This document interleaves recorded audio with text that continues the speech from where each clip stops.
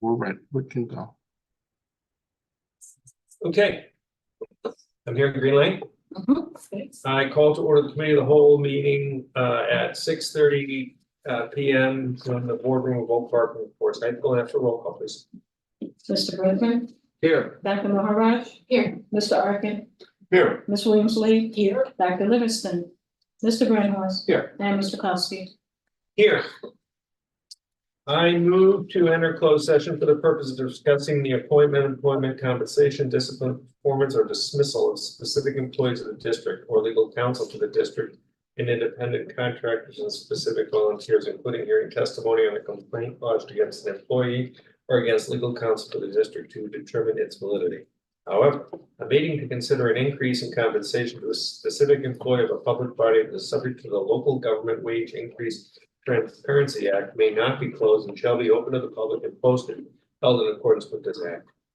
Collective negotiating matters between the district and its employees or their representatives or deliberations concerning salary schedules for one or more classes of employees, and litigation when an action against, affecting, or on behalf of the particular public body has been filed and is pending before a court or an administrative tribunal, or when the public body finds that an action is probable or imminent, in which case the basis for the findings shall be recorded and entered into the minutes of the closed meeting. Second. Roll call, please. Dr. Maharaj. Yes. Mr. Arkin, Yes. Ms. Williams-Lee. Yes. Mr. Brisbane, Yes. Mr. Brenhorst. Yes. Dr. Livingston, Mr. Kowski. Yes.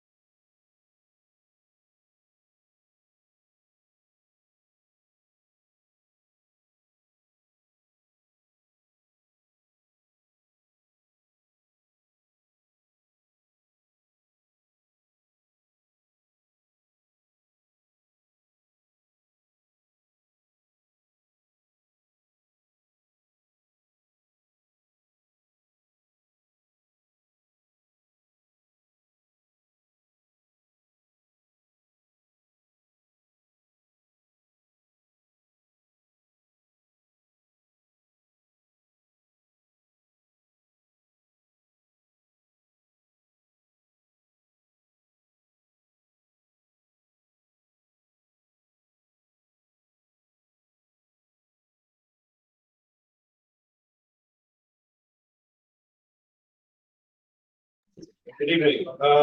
We are reconvening into open session. And our first order of business is public comment. Please limit public comments concerning matters within the jurisdiction of the Board of Education to 3 minutes.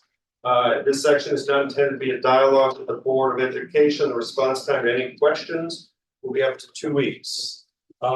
Lisa, we have 8. Yes.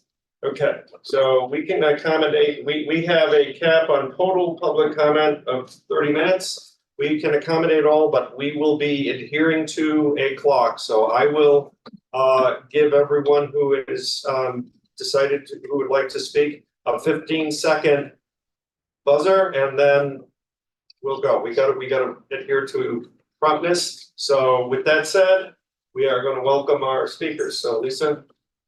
Good evening, everyone, and please excuse me if I mess up your name. No disrespect. Our first speaker of tonight is Mr. Nate Melman.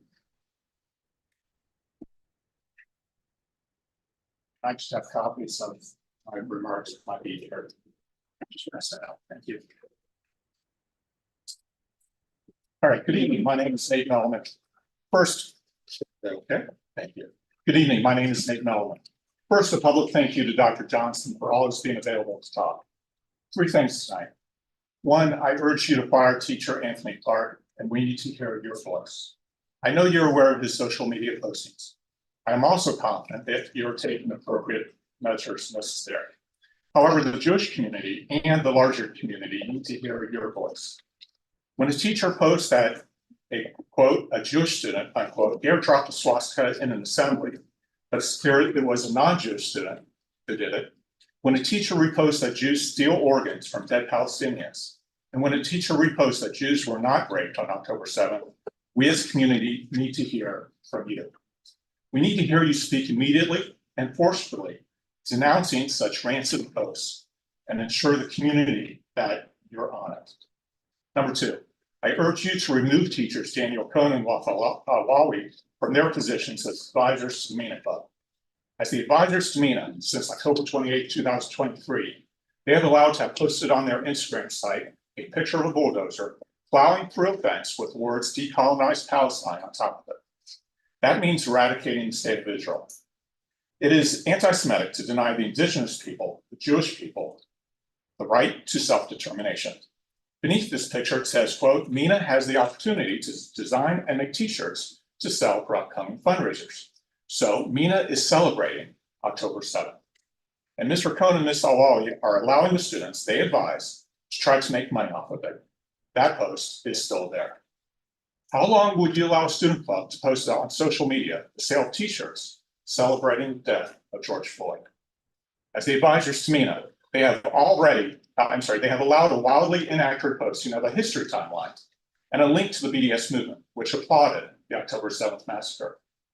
MENA is using OPRF's name in its social media. It's as if OPRF is endorsing and condoning everything you see there. Why are you allowing that? The goal of MENA, according to its Instagram site, is to, quote, learn about Middle Eastern and North African culture, traditions, and current events, unquote. I urge you to get some advisors to MENA who can actually do that without espousing anti-Semitism and hate. And 3, I urge you to provide resources on what anti-Semitism is and train staff on how to identify it. Perhaps one reason we are seeing these posts and statements is because the school hasn't said this is wrong. Staff and students need to know what is anti-Semitic language and how to identify it. Dr. Johnson sent out an email on October 24th that cited to policy 720 on harassment and a link to report hate speech. But that link, while providing a definition to other terms such as racism, was silent on anti-Semitism. I urge you to correct this, build an online resource center that gets you and the staff the resources they need to identify anti-Semitism, and then train everyone on it. Thank you. Thank you. Thank you. Our next speaker, Rabbi Adair Glick.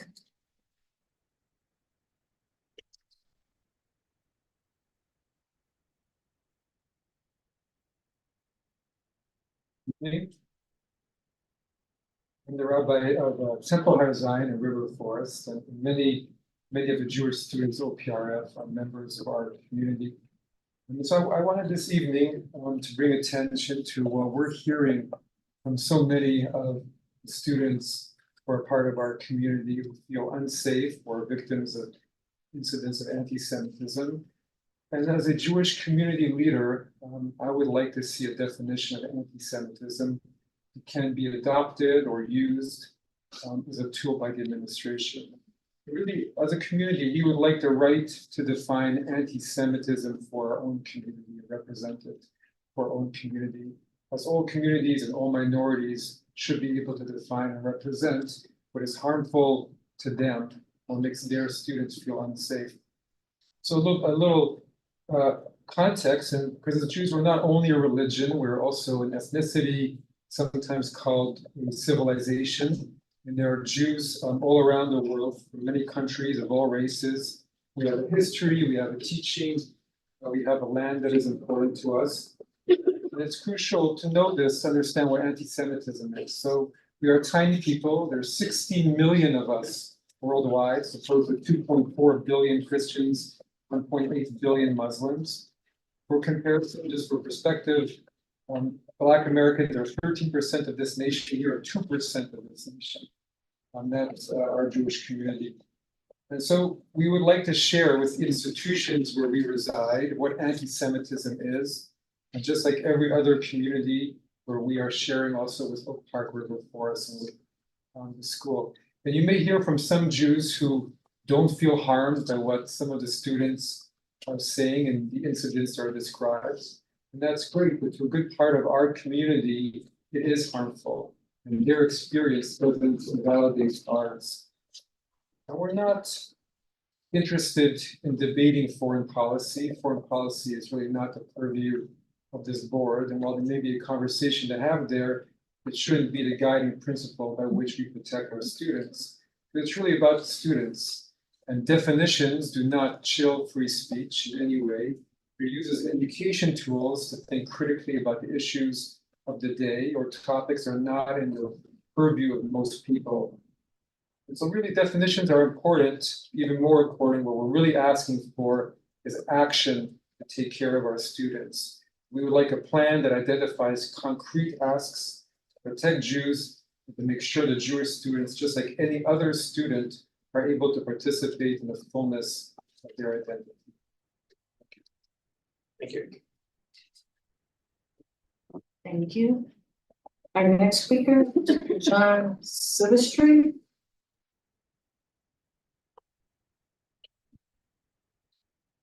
Hi, good evening. I'm John Silvestri. I'm not Jewish. I'm here in support of my Jewish friends and the Jewish community.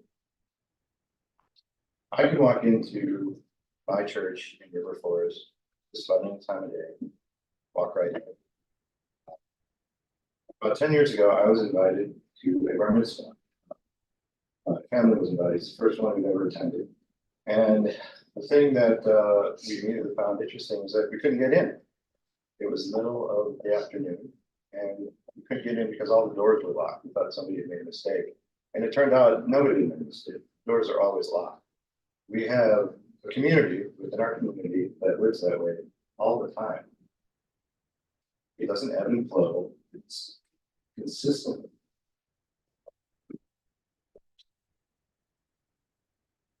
Consistent, dangerous. Words matter, and I support everything that the prior speakers have said, but I think we also have to understand that with this particular community, I think in particular, the definition of anti-Semitism, I think that's really, really important because I would be hard pressed to really be able to identify a different religion, a different ethnicity throughout history that has dealt with the things that this community has dealt with. And as I look at, as I review the posts, as I review the rhetoric,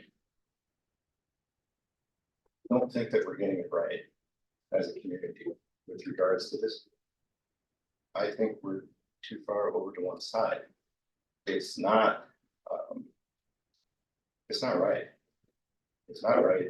And it's dangerous, and it gives cover to a lot of the prejudice and hate that these people have had to face for pretty much their entire existence.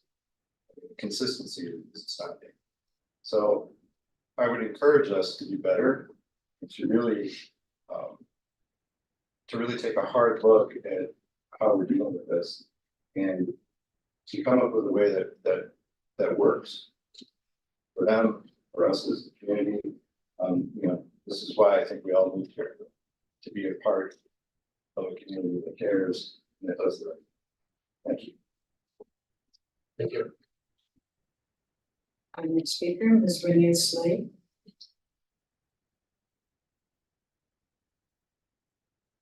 Thank you, John, for your allyship.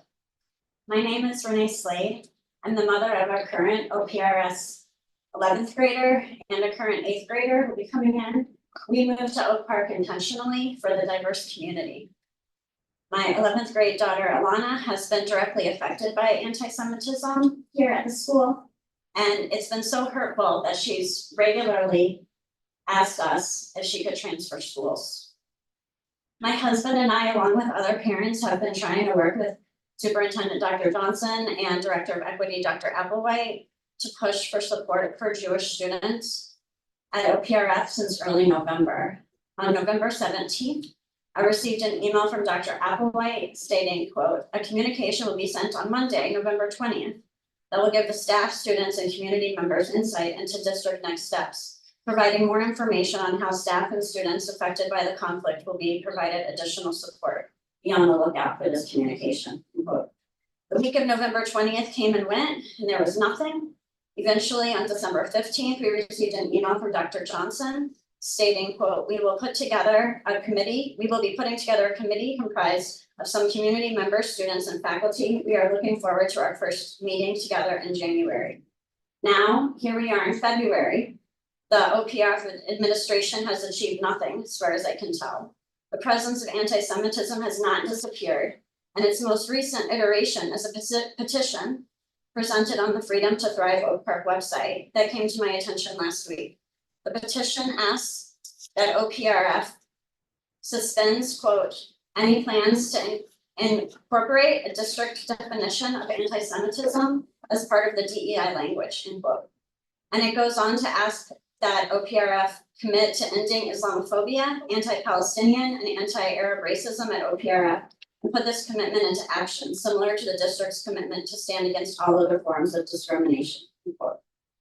The thing that stings the most about this petition is its one-sided view that we need language regarding Islamophobia, but not anti-Semitism. My family and other members of the Jewish community have been allies to other marginalized communities. We've listened to and supported and voted for and donated to support Black and Brown lives, immigrants, economically underserved populations, and others. And now we are living the trauma and pain of misinformation and discrimination. And instead of support, community members are blaming Jews and saying that we don't need protection, and specifically asking that there not be a definition of anti-Semitism. So I'm here today to ask you, the Board of Education Administration, to take a yes and approach. Yes, we need to adopt a definition of Islamophobia and anti-Arab racism. And yes, we need to adopt a definition of anti-Semitism. Yes, we need to support Islamic students, and yes, we also need to support Jewish students. The GEI curriculum and policies for teachers, staff, students, and clubs needs to be inclusive of these groups. Is that 15 seconds? Yes, that's time. That's time. Thank you. Thank you. Thank you for considering this. Please don't delay. Our next speaker, Ms. Alana Slade.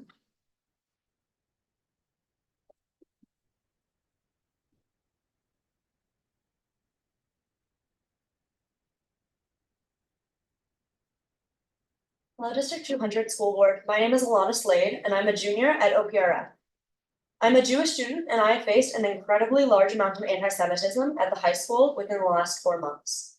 I could walk you through each and every event that has happened, but I would like to tell you my story about the posters.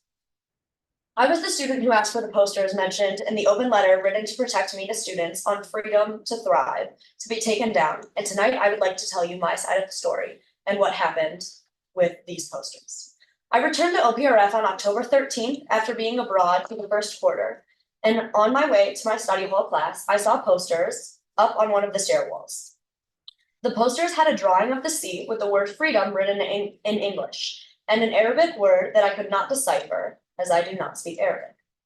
As I had never seen these posters before and I was viewing them in the context of recent events, those posters appeared to be illustrating the anti-Semitic phrase "from the river to the sea" to me. Within the next week, I asked a few teachers if they had seen those posters before, and if so, what they meant. I also deciphered the Arabic word as meaning freedom. I went on to ask the director of activities, Ms. Hawkins, Dr. Applewhite, and finally the superintendent, and no one could tell me that they had seen these before. But by this point, I saw these posters as anti-Semitic, and I asked the superintendent to remove them. Right after he did, someone told him and other teachers that the posters were created 2 years ago in reference to the Syrian civil war. Within the next week, I sent email apologies to Dr. Johnson and the teacher whose class drew the posters, explaining how bad I felt and how I would put the posters back up and do anything else needed to help restore the damage that I had done. I am greatly apologetic for what I had done, and I have apologized for that event. In addition, I have had several meetings and exchanged several emails with members of the OPRF administration, and each time I have been presented with empty promises. It has come to a point where I have asked my parents if I could transfer schools, to which they quickly replied, "No, Alana, you cannot run away from your problems." I'm trying to take this lesson to heart and fight. I'm here today facing my problems. By not creating a definition of anti-Semitism, as asked in the petition mentioned earlier, we are not protecting the MENA students, we are only hurting the Jewish ones. I ask you to please help us write definitions for both anti-Semitism and Islamophobia in order to make OPRF a safe and welcoming place for all students. Thank you. Our next speaker is Amy Baronic.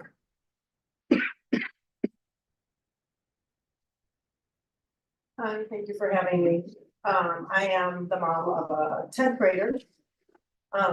In September, my daughter's teacher made a comment in class regarding Israel, which was factually untrue and disparaging. And my daughter addressed it with the teacher at the time, who apologized and admitted to not being particularly knowledgeable on the topic. And that was the end, we thought. As my daughter lamented to a friend while walking to sports practice, a fellow classmate overheard the conversation, inserted herself, and accosted my daughter with statements like, "All of you people, and you and your people, you're killing my family."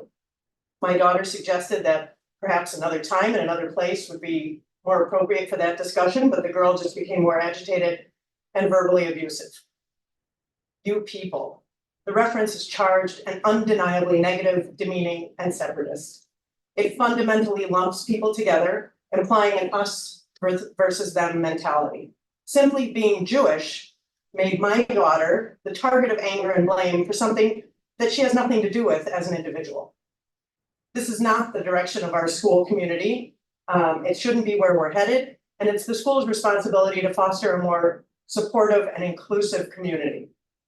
After October 7th, the school administration asked that we report any issues of anti-Semitism or Islamophobia. It was at this point that we reported the encounter with the student. My daughter was pulled from class to discuss the interaction with the school professional.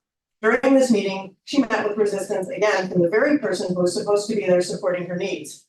She was told things like, "This is your truth," and asked my daughter to consider the other person's truth. And I ask you that in what other harassment situation would this line of questioning be accepted? Would any other minority or sexual harassment victim be asked to consider their aggressor's truth? The school advisor asked my daughter to explain anti-Semitism to her because she didn't really understand what it was. And my daughter was then told that at least she's white and it wasn't as bad as the racism that this woman herself had experienced. At what point during this story do we consider the safety of our children? At what point did my daughter's identity make her a target? Was it with the teacher in the classroom? Was it with the student walking to sports? Was it when an advisor discounted my daughter's experience? All of them. The line of reasoning that we have is exactly why we didn't report the incident when it occurred with the teacher. But even after being asked to come forward, the whole situation was invalidated. We as a community and we at Oak Park High School, we need to navigate these issues better to support our students and ensure they feel protected and safe. We should not be afraid to confront hate for fear of being shot down. You need to know that your Jewish students at Oak Park River Forest High School live in a climate of fear. Part of our jobs as teachers, as parents, with our kids who have underdeveloped brains, is to help teach them about freedom of speech and what the difference is between freedom of speech and hate speech. This is not what Oak Park stands for. We're better than this. Our next speaker, Ms. Suzanne Morrison.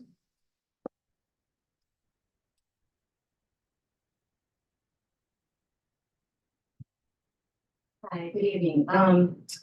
I am Catholic. My husband is Methodist. I'm here as an ally. And I want to share with you a similar story to the other gentleman who talked about the 10 Commandments. I can give you a way better example of how I came to know the Jewish community here in Oak Park River Forest. My daughter was in preschool and I took her to Temple Har Zion. We were Christians. We were welcomed with open arms. We were invited to Shabbat dinners. We learned all about Purim. We celebrated every holiday. It was one of the all-time best experiences of my life. And I remember my Christian in-laws repeatedly saying, "They're okay with you there? Is that, you're sure they're fine with it?" And I had to keep explaining to her, no, these are the most generous, welcoming people I've ever met, bar none, including any church you can name that I've attended. So I stand here today with my heart breaking when my friend Becca calls me and tells me that her children don't feel safe at OPRF, that they don't feel safe or welcomed, that she feels alone at times in the community without support and help. Of course, I'm going to be here to talk to you guys. So first, let me say to all of you, I know you do an unpaid, thankless job when you sit on these boards. I know it's time consuming and almost everyone comes in and complains and is unhappy, and you can never make a decision that makes everyone excited and thrilled with you. So thank you for the effort you put into this. But I would like to echo what we've heard tonight from another speaker, namely that you need to define anti-Semitism. If you're defining it for other minority groups, it needs to be done for the Jewish community as well. If you need to discipline employees, I urge you to do so.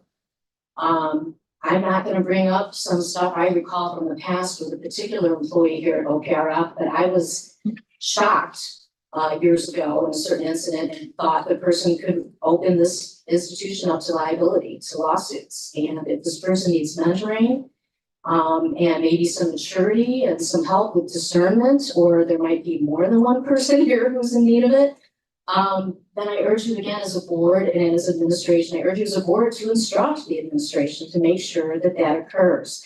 It's important to have the discernment to understand what the last speaker was pointing out, which was that an individual is not representative of an entire group. An individual is not representative of Benjamin Netanyahu or policies of the Biden administration or others. And if the kids in the high school need help understanding that, it is the job of the high school to help them understand that. So again, circle back to any staff you have that might not have that discernment and gently, kindly, or angrily let them know that you're expecting more from them than they're currently providing for the students and the community. And so, since all things are best, that's the motto, I would just like you to maybe just do better. Maybe best is out of reach, but I'm certain that we can all do better. Thank you. Our next speaker, Ms. Becca Kaufman. I'm gonna really try not to be emotional. I currently have a senior at OPRF as well as 2 graduates, making me a 10-year OPRF parent. I am a Jew. My husband is a Jew. My children are Jewish. When my husband and I were deciding on where to raise our family, we made a conscious choice to move here because of the diversity of the community and the dedication to quality public school education. To me, we have never been a community of alternative facts, but a community open to offering opinions where conversation can remain civil, even during disagreement. There's always been a whiff of anti-Semitism in our fair villages. Being asked if you people celebrate Thanksgiving.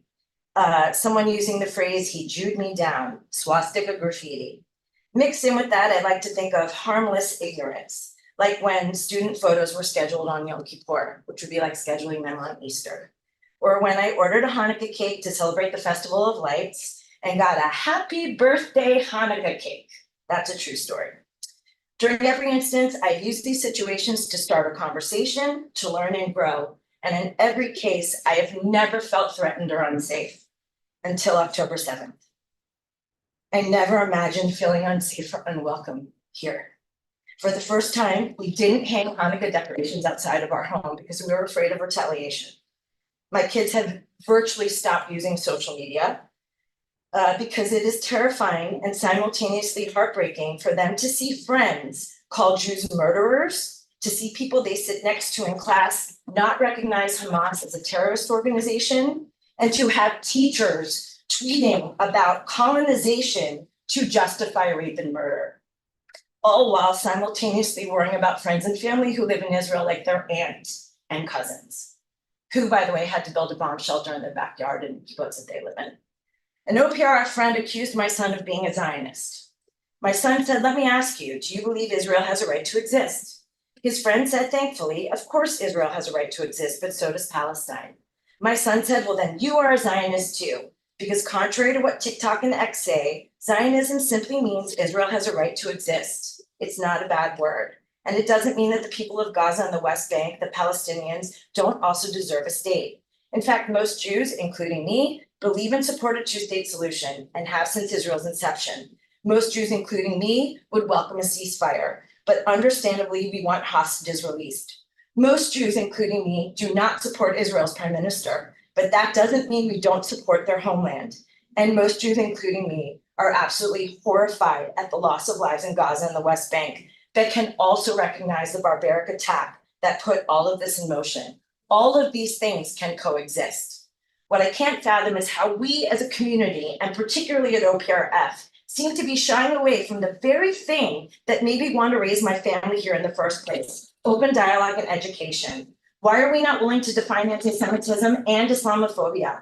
Why are Jewish students not involved in MENA? After all, isn't Israel in the Middle East? And why are we not making sure our kids know and understand the facts that are very complicated in this history?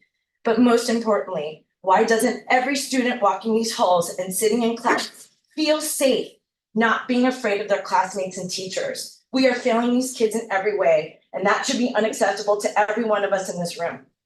I ask you to demand better of yourselves, the staff, and the students. Let's talk, let's learn, let's support, let's be better, and let's do better. Our kids deserve that. Thank you for your service. Thank you. That concludes tonight's public minutes. Thank you, Lisa.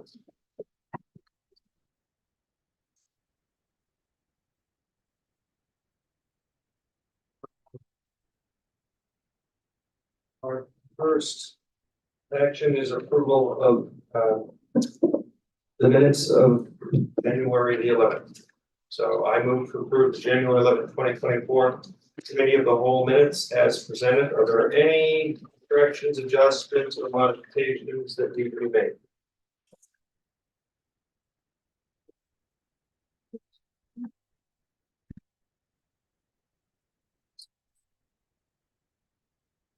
Okay. Wait a second. We can.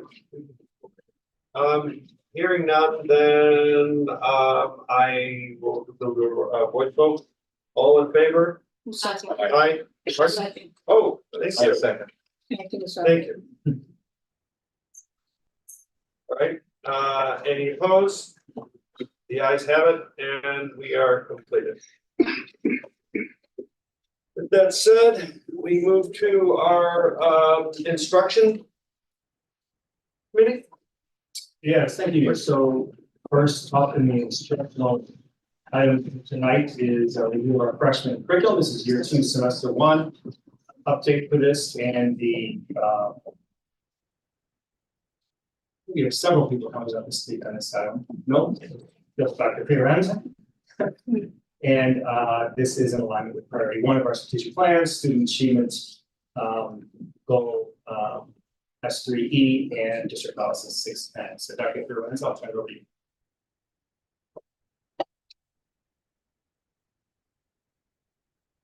Person be on Zoom. Yes. Person be she on. No, I don't see her. No. I see Claudia.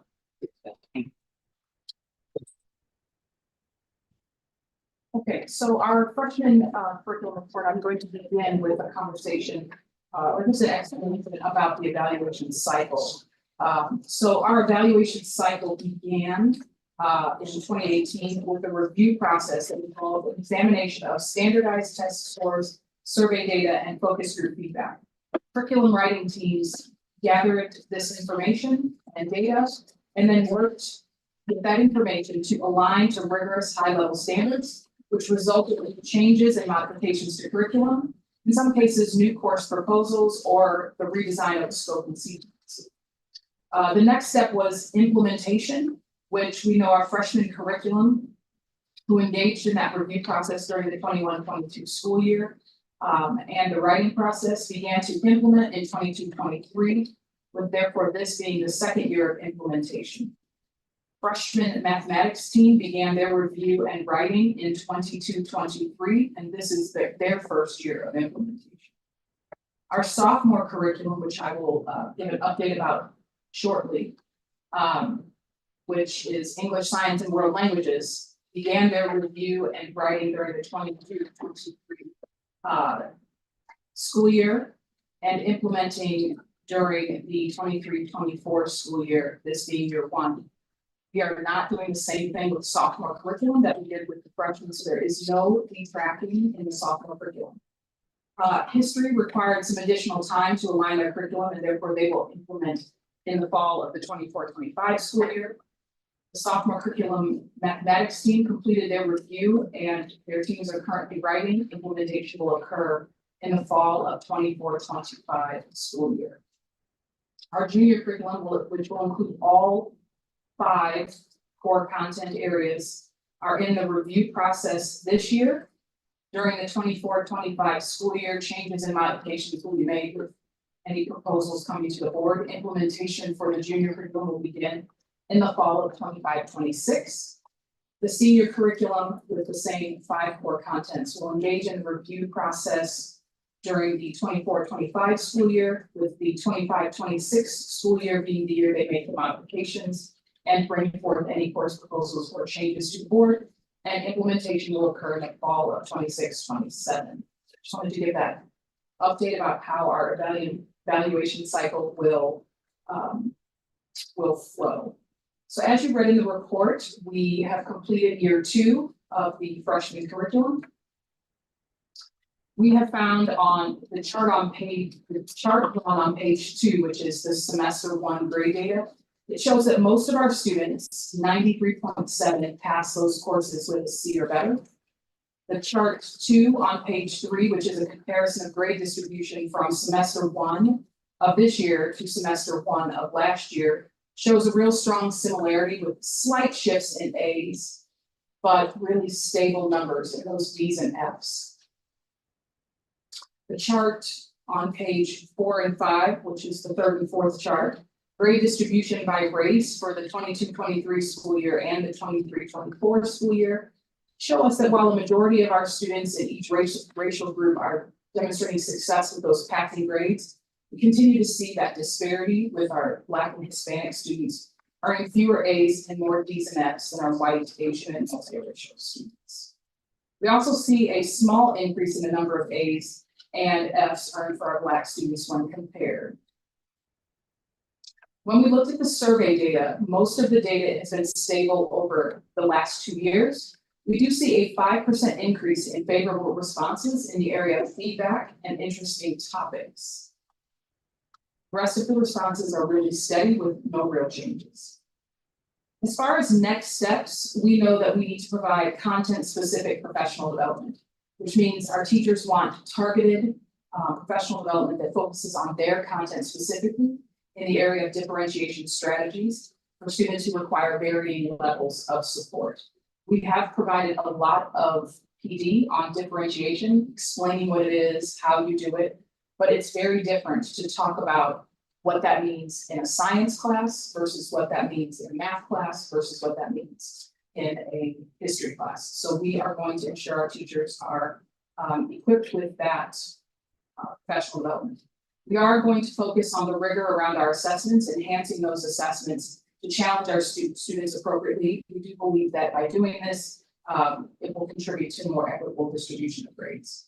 Always reviewing and refining our next steps. So we're going to continue to regularly review the curriculum, propose next steps, make sure that they're responsive to evolving needs of our students and teachers. And then finally, we are going to engage, we have a contract with Isobar, so we are going to engage in an evaluation where Isobar collects, analyzes comprehensive data. Where they will use focus groups with students, parents, and teachers to gain qualitative insights into the effectiveness of our restructured curriculum. So at this time, I want to bring up Nick Cohn, who is our Isobar partner, and he is going to go through a quick presentation.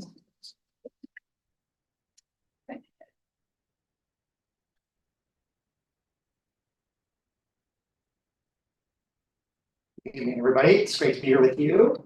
As Dr. Fiorenza said, my name is Dr. Nick Cohn. I am account manager with Isobar Public Sector. We're a consulting firm that supports research across EDU space. And so everything from K-12 school districts to higher education, and we'll talk about that in a little bit. Go to the next slide. My background, I've been doing this for about 2 years. My background primarily is in K-12 education. So it's based in southeast Wisconsin, and for 20 years worked in a number of different school districts. Thank you. As a high school principal, director of teaching and learning, director of strategy, assistant superintendent. So I've had a variety of roles. I've overseen program evaluation for almost 15 years. And in the last 2 years, I've had an opportunity to work with now over 200 K-12 and higher ed institutions across the US, running program evaluations in various aspects of research. This is a couple of examples working currently with Columbia University, a statewide or a campus-wide progress project related to stakeholder experience, student experience, and sort of alignment of what's happening on campus, working with some large school districts both in the Midwest and on coasts around program evaluation around various topics we're talking about here. We have a team that supports the work, so while I'll be leading the work out that we'll be doing here together, have an opportunity to engage with others who have had similar experience, including my partner Michelle, who also based in Southeast Wisconsin, has had a number of years of experience in program evaluation and supporting some of the things that we do. In terms of project that we're going to engage in here, and Dr. Fiorenza was very clear sort of about the process and what we were looking for. And I know there's been some really good work that's been done in terms of both establishing the restructured freshman curriculum and also thinking thoughtfully about the progress that's been made in the last 2 years and sort of looking at the data sets, and you've heard her speak to that a little bit. But there is some value in potentially bringing in an outside perspective to look at some of that and think about it through a statistical lens and through a research lens. To maybe bring just a little bit more depth to that analysis and provide some maybe different perspectives in terms of what's happening. And so our goal in terms of the work we'll be doing over the next several months is to sort of take a comprehensive look at what's occurred over the last 2 years and what the current state is, both to establish a baseline for future analysis around the program and the impact of it, but also to gain some additional insights into what's occurring and try to provide those in a way that the district stakeholders and staff can really leverage the data in a way that they can make some decisions as we continue to move forward. And so our goal is to, again, analyze data sets in a variety of ways, provide back some insights and some findings in terms of what we discover, but not to provide recommendations for next step actions. We're going to put the data in the hands of the district leaders. We're going to make those decisions collaboratively with staff. And so in terms of the approach, we're going to take it in a couple of different phases. You can see here the data sets that we're going to be gathering. We're starting right now in progress with some academic data sets. And so we're looking at everything from STAR data to PSAT data to even common assessment data, grade data, GPA data. And so we're going to be looking for correlations between those data sets. We're going to be looking both in terms of achievement data and growth data, and trying to understand the interactions between those and what's happened both the year prior to the initial change being made in terms of the restructured freshman curriculum, and then what's occurred since in the last couple of years that's been in place. To extend that further, we talked about the importance of pairing that quantitative data with some additional quantitative and qualitative data in the form of surveys. So we'll be crafting collaboratively with some of the teacher leaders here and with the administration some survey questions designed to both draw out the student experience in the classroom, both at the freshman level and over the last couple of years. So we'll be talking to sophomores as well, and also gathering perspectives and perceptions from staff and from parents in terms of what they've experienced, what they're seeing, what they're noticing within that space. A lot of the question sets that we'll be utilizing will have sort of parallel structure to them, meaning we'll be asking students, staff, and parents similar questions about what's happening in the classroom, and we'll be looking for gaps in that experience data. So in other words, if staff are saying that something's occurring and students are saying it's not occurring, we want to look at that as a gap area and have some conversation about it. Following that analysis, we're going to craft some focus group questions, and then we'll be going on site to work with both students, staff, and parents to talk about those experiences.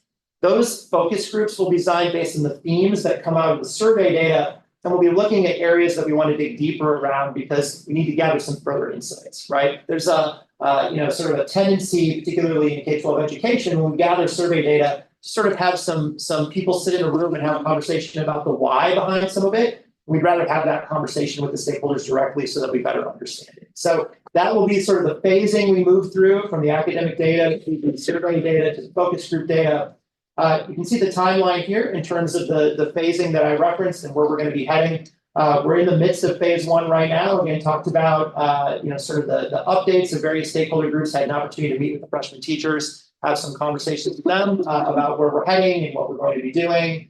And then we're also now just moving into phase two and in the process of gathering some of that academic data that we had talked about. So we're going to continue to pull that in as needed. We're also then going to transition into March, April in terms of surveying. So we're going to build those surveys out. Again, we'll be back on site or virtually meeting with the staff to talk about those survey questions before we administer, and then we'll be deploying that. And then from there, we'll be having some conversations around focus groups and deploying that in April and maybe a little bit into May.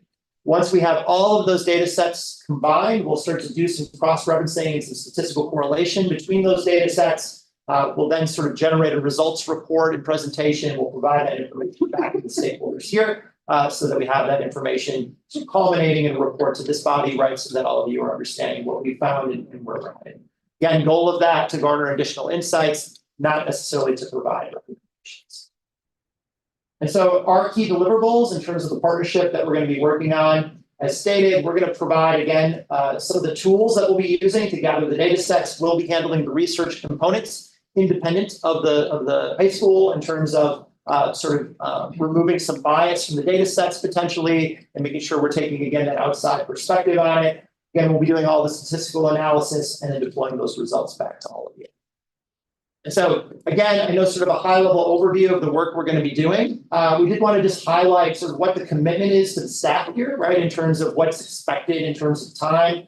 Obviously, there was an information meeting that was provided to the freshman teachers, and so we conducted that a couple of weeks ago. From there, we'll be asking that team, anyone that wants to look at the survey questions, provide some feedback and insights before we deploy those. We'll be asking staff, particularly at the freshman level, to complete those surveys. Both as an individual staff member and facilitating that completion with their students as they'll finish out the survey and provide that feedback. And then from there, we're going to give them the opportunity to review the results with us. And so again, all of that's voluntary, but we wanted to provide really the two-way dialogue and engagement in the process so that they didn't feel disconnected from the work that's been so important to them for the last couple of years.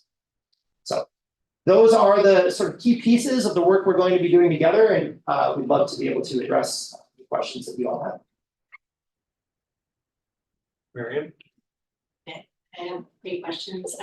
These are mostly for Dr. Ferenza.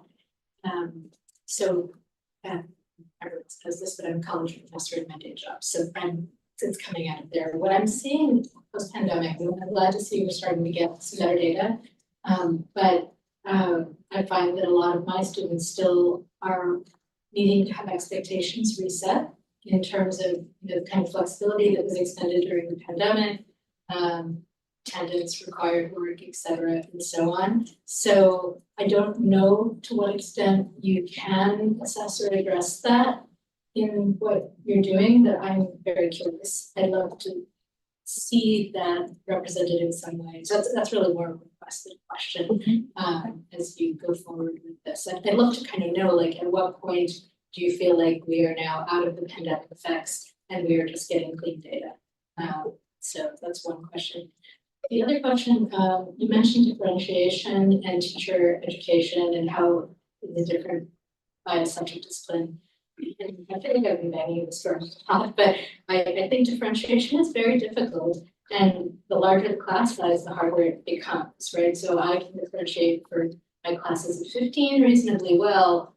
For a 25 student class, I think I was at 23 often. It's very challenging. So the question is, do the teachers feel that they have that once they have teacher education around differentiation, that they will then have sufficient resources to be able to differentiate effectively? I don't know if you have an answer for that now. It doesn't have to be now. Yeah, it would be very hard for me to speak to Yeah. what the teachers are thinking. What I do know is that they've been very clear about wanting another teacher or someone who has been a teacher most recently to really sit down with them and walk them through some specific things related to their content in the area of differentiation. Previously, we've used someone to come in, kind of speak about differentiation and guide people globally. And I think now that we're in year 2, it's a little bit more like come in here and understand phys chem and sit with me and help me to differentiate this for both students that need that extension and the students that might need some remediation or additional support. And so I have been working with Dr. Johnson and the division heads to try to find and acquire some connections with people who can come in and support the teachers. After we do that, we will have a better understanding of how this is supported and helps the teachers. That makes sense. So I'd love, so this is just asking for a report back on that once you have some experience with it. My last question is just because I don't quite understand the science sequence and someone asked me about this and I didn't know the answer. So my understanding previously is that we had 2 science tracks. One of them was biology, chemistry, physics, 1 year each, and the other one was the reverse models track that did physics, chemistry, biology, more project-based, I think. My daughter's a junior, so she did that track for we made the curriculum changes. And now we have all freshmen are doing 1 semester of chemistry, 1 semester of physics. And the question I've been getting is, well, let's say they now are going to take another year of physics. Like, does that start at the same place that it would have if they, do you know what I mean? Like, is it now like everyone taking a physics class will have had a semester, so we're actually able to start further along? And so I just didn't know the answer. I do see Mr. Kirkpatrick, the science division head, is on the line, so I will defer to him to answer that question. Yeah, so the next generation science standards call for a year of physical science and a year of life sciences. So that first year of physics chemistry delivers the 1 year of physical science to the students in their freshman year. And then the sophomore year biology courses give them their 1 year of life sciences in the second year. And then the students have the junior and senior year to choose the elective science course of their choice because they get foundational science in the first 2 years of their experience there. To answer your question specifically, they in the junior and senior year, they're taking either advanced placement science courses or they're taking science courses in physics and chemistry that are advanced topics that have not been covered in the physics and chemistry course that they take as a freshman. So, for example, a student might choose to take AP Physics 1 in their junior year, which is an algebra-based college level, first year college level science course. And they might take AP Biology as a senior, and that's also a college level biology course. We might have a different student that elects to take our Physics 2 course, which is a semester of physics, which takes on topics that it picks up where the students left off in the freshman physics chemistry course with topics that kind of extend their understanding of the applications of physics. And we also have a semester chemistry 2 course for that too. Okay, that's very helpful. And so then if, just to make sure I understand, so if a student feels that they're ready and we feel they're ready to take, AP physics and or AP bio junior and senior year, they can go ahead and do that. If they are not wanting to do that, you're saying they can do, say, the semester that picks up kind of where the freshman physics and chemistry left off. And then potentially then I assume they would still be able to take at least one AP class their senior year. I'm getting sort of like a question, a concern of like, if my student has only had one semester of physics, are they really likely to be ready to take AP physics junior year? And I just did not answer that. So yeah, so the answer to that specific question is that the teachers who are teaching these AP courses as juniors and seniors are also teaching the freshman physics chem course. So they have a very deep understanding of what the students have gotten in the first year and then tailor their instruction in the AP physics courses or the AP chemistry course to what the students have as a foundation.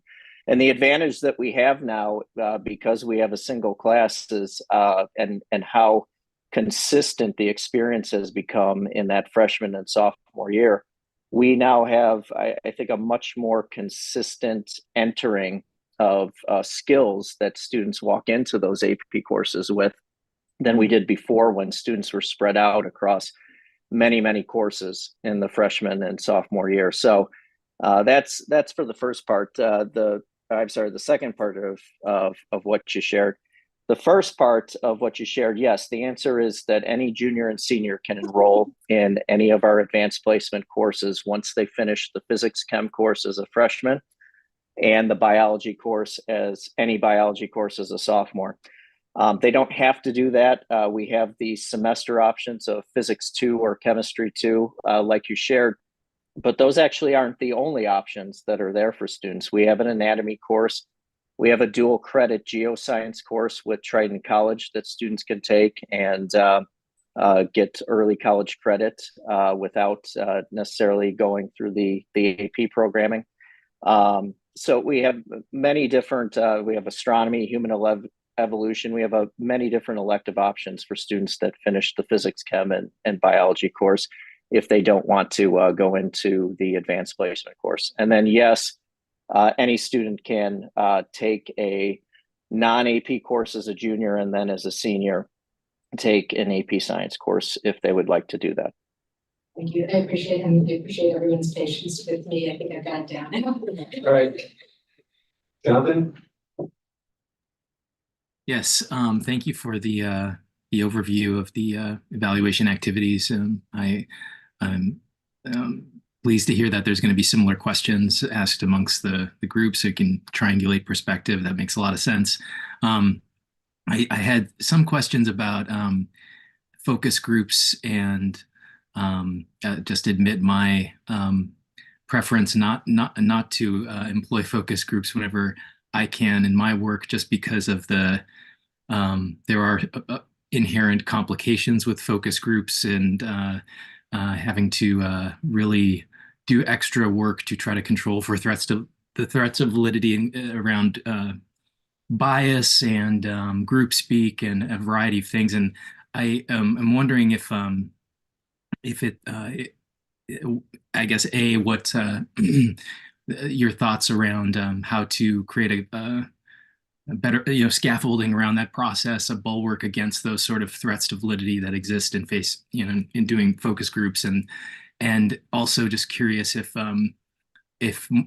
more targeted semi-structured interviews amongst each group present in your presentation, if that's been considered or might be an option as well going forward. Yeah, appreciate the question. I think it's a really good one. And certainly, when you think about qualitative data sources, particularly focus groups, you're right, there are inherent biases that can exist, right? And so there are definitely some safeguards to put in place. I think one of the things we consider right off the bat is we want them to be very focused on specific topics, but again, we're trying to go deeper off of the survey data for. So instead of sort of broad ranging conversations or allowing the focus groups to sort of set the qualitative pace of the findings, we try to draw out the themes and say, all right, so this is a track that we need to understand just a little bit more about.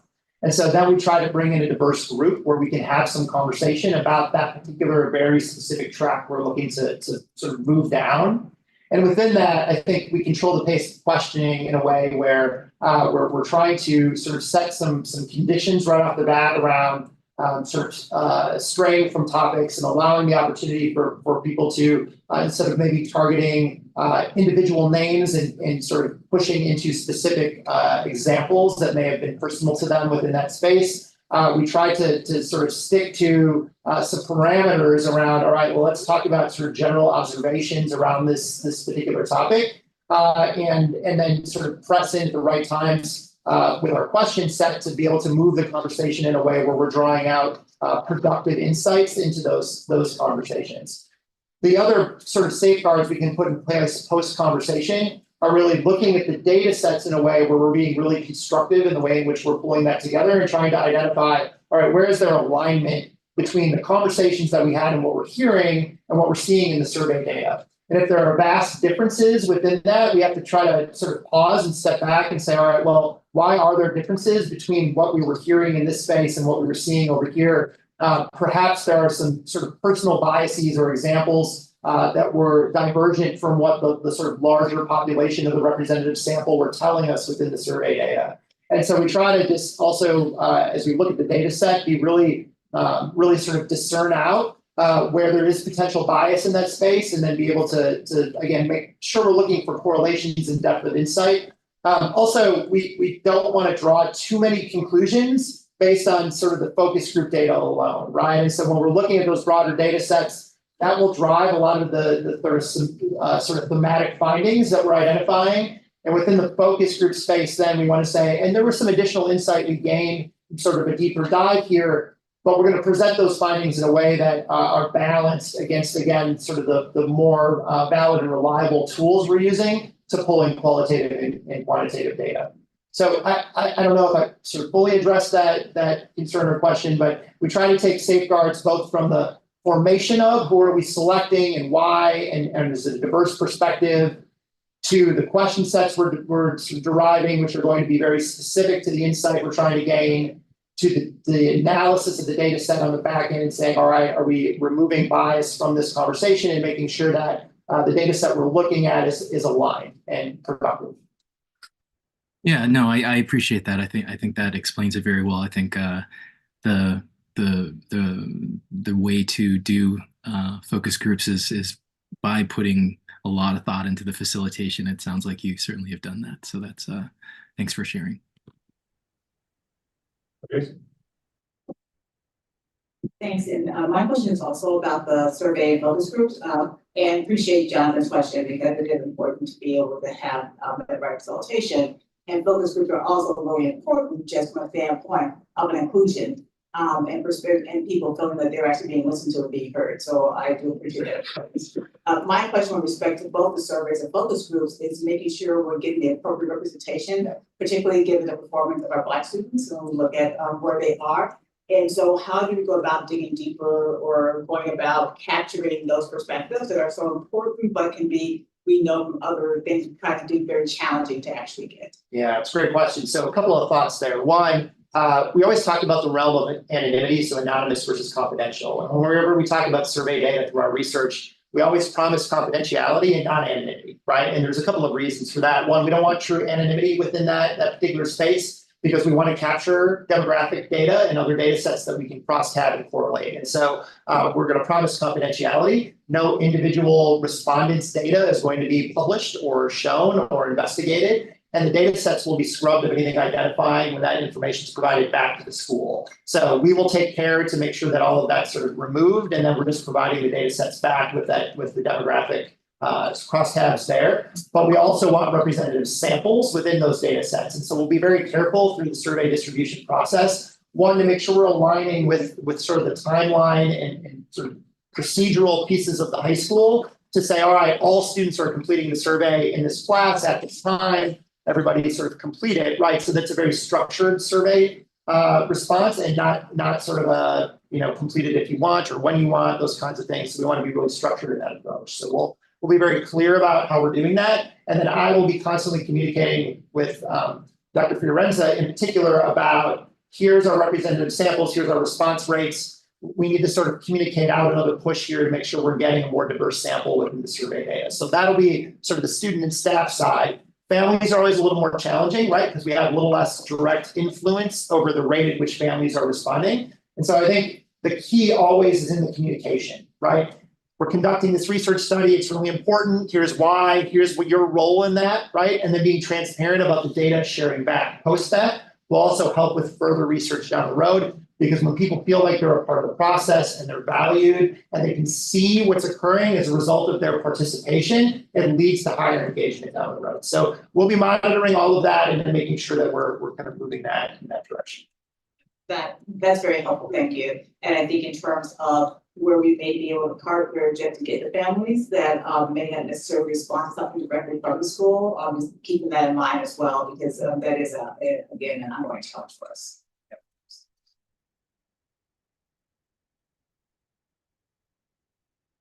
Right. Okay, so Dr. Fiorenza got a couple, basic questions. The first is, why do we need Facebook? Okay. We have our data. There are data sets. We do surveys. And so what is the real reason for bringing them in, and what are we going to gain from them? Okay. So Right. go ahead. Okay, thank you. So the reason we're bringing in Isobar is because some of the analytics and statistical correlations are outside of the wheelhouse of myself, Kristen McKee, who's the learning analytics coordinator. We feel like we need someone else to look at the data and use analytics and statistical correlations to help us better understand the data. We are very close to this data. This is our work, like it's the teacher's work, the division head's work. So an outside perspective removes bias, preconceived notions that we might have, things we hope the data is saying. Just in our very first conversation with Nick, we realized that we had never considered or even thought about creating surveys that ask the same questions of parents, students, and teachers to draw conclusions, gather insights from those surveys.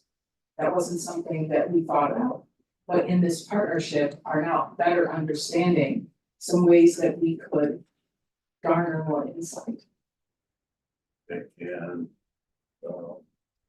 what is the cost? I will have to get that. I don't recall off the top of my I head. mean, are we gonna be asked to approve No, a contract here, or is this No. under the No. $12,000 now? It's under the threshold. Then going back to our report. A few questions. When we look at it, we're comparing only data. From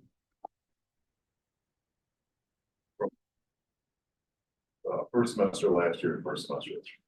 correct. Okay. And I understand last year was the first year of our revised curriculum. Yeah. Wouldn't it make sense though to go back and take a look at what happened, especially prior to the pandemic, to see where we stood back in 18-19 or first semester 19-20? So we did the 5-year projection, we looked at 5 years when we did the full year evaluation. Since this was semester one, we felt that it wasn't appropriate. When we do the second full year evaluation, we will do the same thing. We will take a look at those 5 years. Okay, so that's coming to you. Absolutely. Okay. As far as, do you have any data as far as classroom demographics? So we did not do that again, simply because it's really the same exact.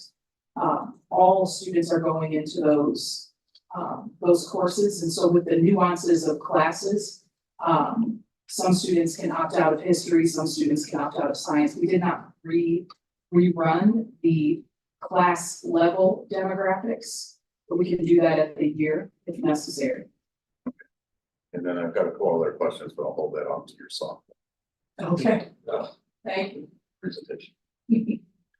So be quick, because Fred stole all my questions, I think you were looking over it. I read right off your paper, those notes. So the one you didn't ask is, you've got grade distribution by race, would it be possible, or should we also show grade distribution by income?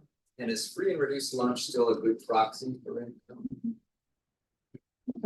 Could we do that? Mhm. And it's the only proxy we have access to it. So. Yeah. I'd make that request. Sure. That's all good. Well, it's happy to see it mentioned here, but. You wanna go? Way to sound up. Tim? Lori, it looks like there was a pretty dramatic increase in the number of F grades. A slight increase overall, but a dramatic increase for Black students. I just wondered if you could comment on how the process to why, or before anything the board's doing now about that.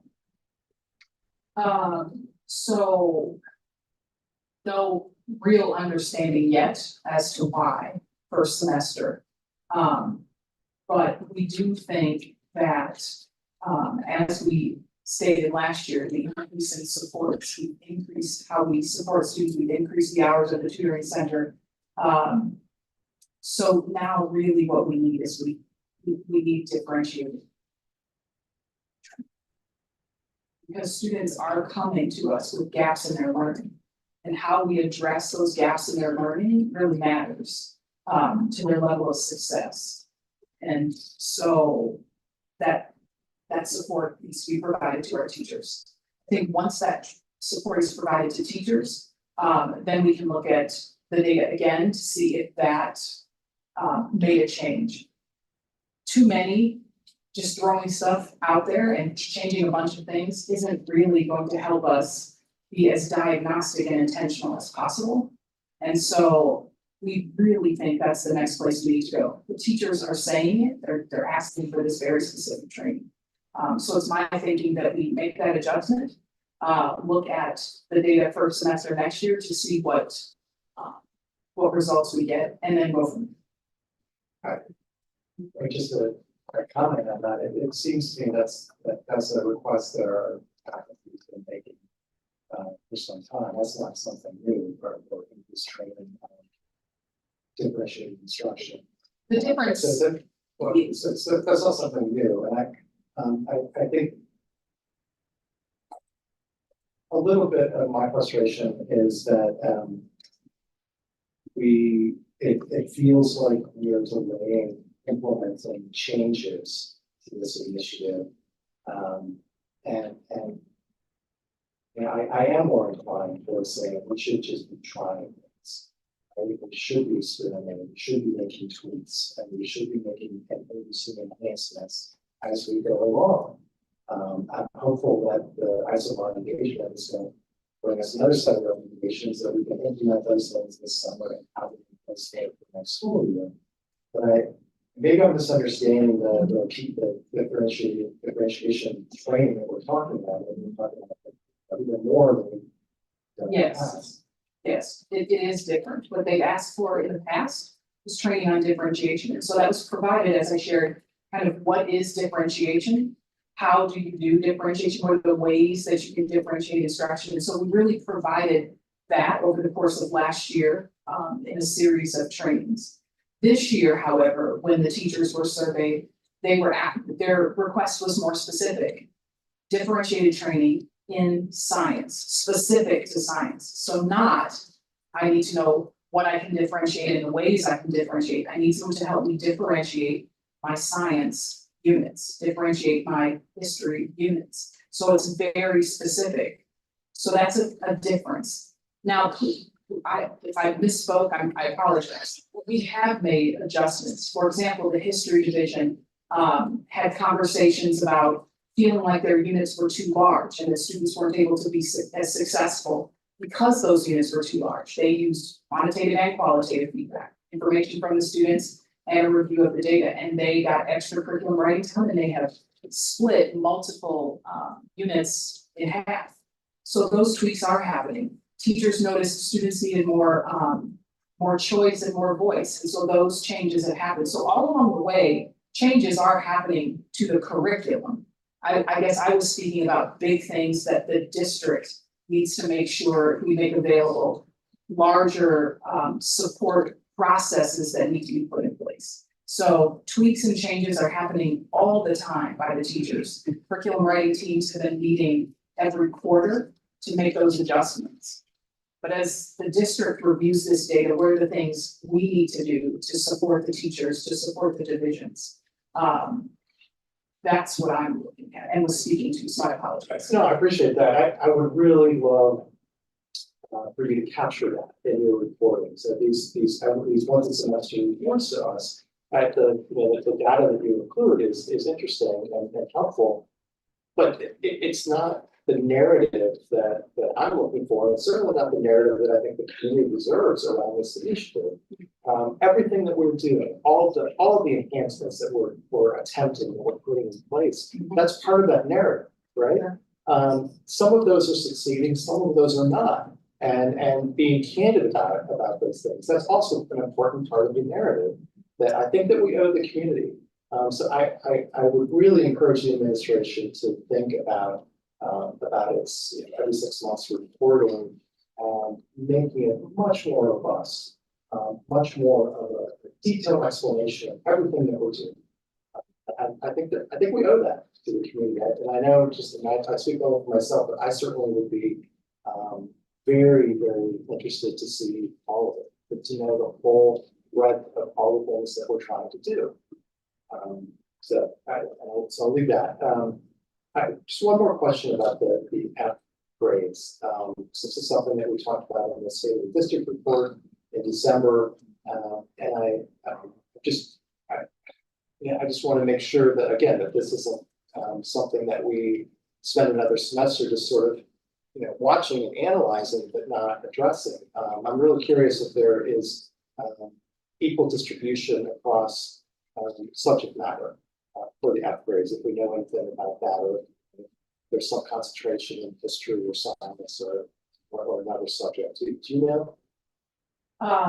We do provide the divisions with their grade distribution and breakdowns so that they can work with teachers on specific adjustments that need to be made at the division. Okay. But are we sort of analyzing that across the divisions? Do we know, if there was a greater concentration in athletic grades in one subject or another? So we could definitely get that data, but we would be very careful about what that means and how we go about addressing it or thinking about it.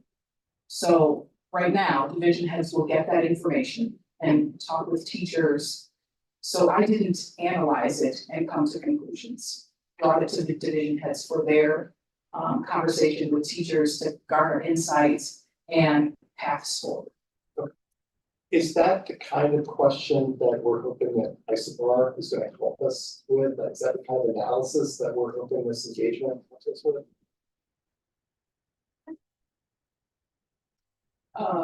I don't think so. Down to the core course, just So we'll definitely be looking at sort of broader insights, right, in terms of the interactions of the data points. But if we notice within the data sets that there are some granular things to talk about, we'll certainly point those out. So we're not going to ignore those insights if they're coming within the data sets that we're looking at. But the goal really is to look more thematically around sort of the lanes that we need to identify as potential areas to dig into further or act on. But we'll certainly point or highlight those things if we feel like they're present. And are we thinking about this engagement as a one-off, or is this something that we're thinking is at least potentially a multi-year, multi-year? Yes. partnership? Every 2 years. Every 2 years. Thank you.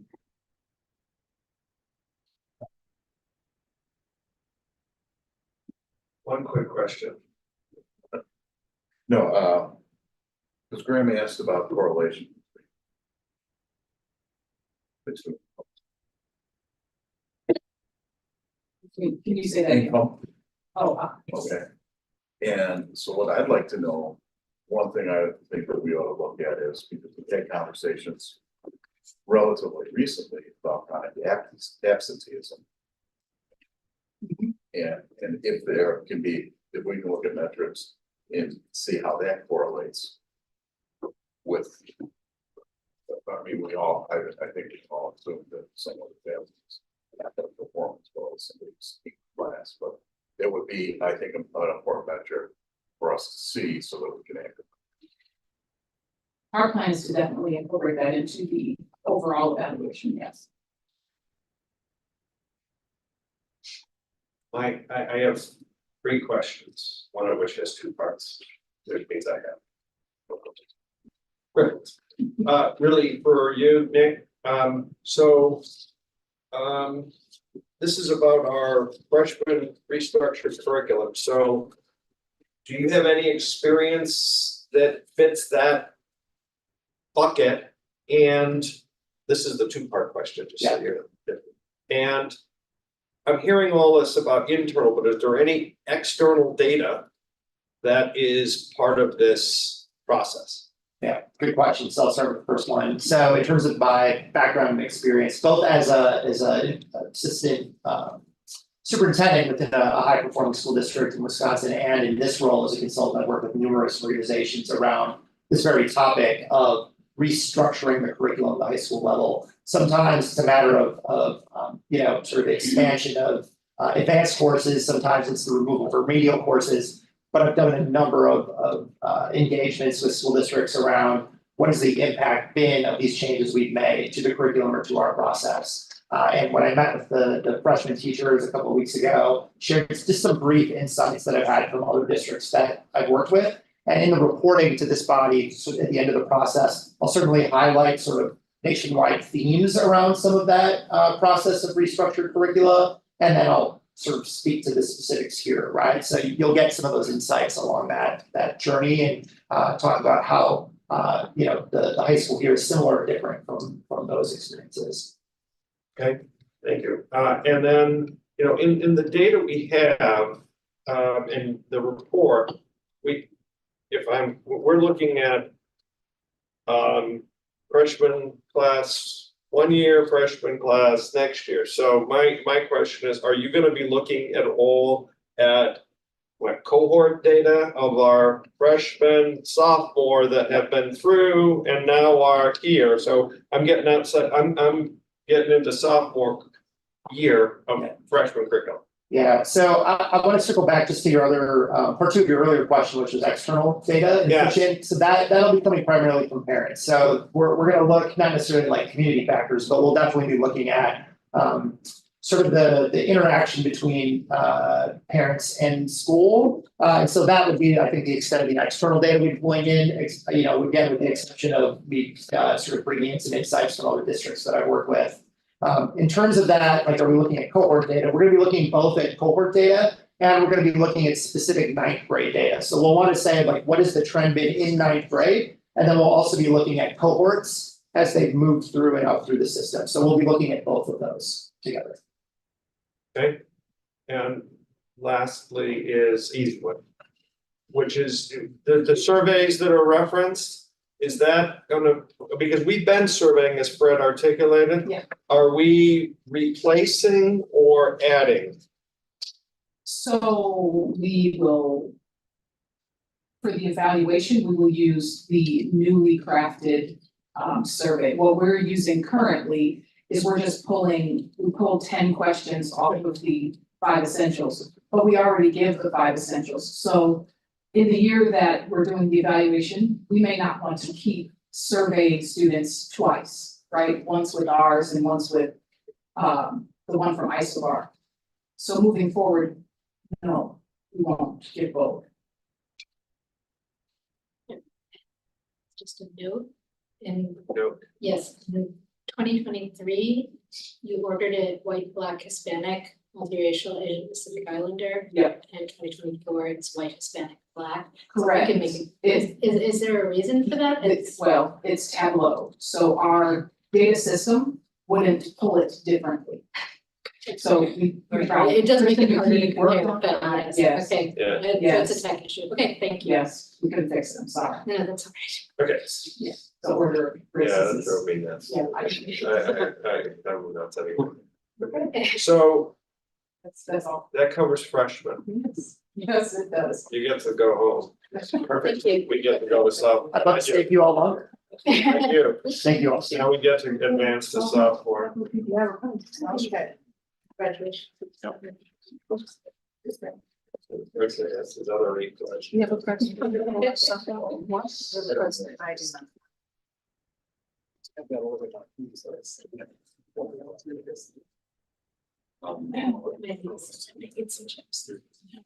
Pardon? Yeah, this is a more thing. We're taking, right? No. That's wishful hearing. You're moving. I'm going. Oh. Yes. Sophomore is on us. We're here, keep going. Okay, so we are in the implementation stage for our sophomore curriculum year 1 semester. The team has gone through the review process, and that review process, we are focusing on 3 kind of thematic changes. Changes to the curriculum, changes to instructional practices, and changes to assessment and grading practices. In English, there were several curricular changes. Hi, everybody, Erica Everett here, English Vision Ed. So we worked with the sophomore curriculum, this is broader, but to enhance the literary analysis units, which is the primary skill that year. We also worked to offer students more varied reading and writing opportunities, including higher interest text mixed with classics, mixed with nonfiction as a bridge to AP Lang. We've worked very hard and we were excited to see it sharpen the survey data to increase opportunities for formative feedback and emphasis in the writing process in order to support and grow all learners. And then for assessment grading, we've moved at least to common writing assessments across the 3 sophomore course schemes. Hello, I'm Amy Hill, History Division Head, and in the sophomore US History courses, which includes some juniors, but in our US History courses, we had worked to align the course content across all the levels of the course. So we're maintaining the sort of the existing structure. Students going through any US History course should have a fairly consistent experience in terms of the content and even the nature of the assessments and the standards that they're being assessed on in terms of skills and content. And we've also been working to enhance the curriculum in terms of inclusivity. The state has a number of mandates. I think US History has more mandates than any other content area in terms of things that need to be included. And most recently, they've added a requirement to include teaching Native American history, which we've been doing for a long time anyway. But we're really being intentional about how those, how various groups of folks are represented in curriculum in US history. The instructional practices continue. You're going to continue to see not just the curriculum showing those things, but also the opportunity for students to have more choice around learning about various groups of people and their contributions to the United States history. And with regard to assessment and grading, we moved to having common assessments across, again, all the levels of the course, with the understanding that there's going to be differentiation based on the level of the course. So the more rigorous the course, the more rigorous the assessment, still assessing the same skills.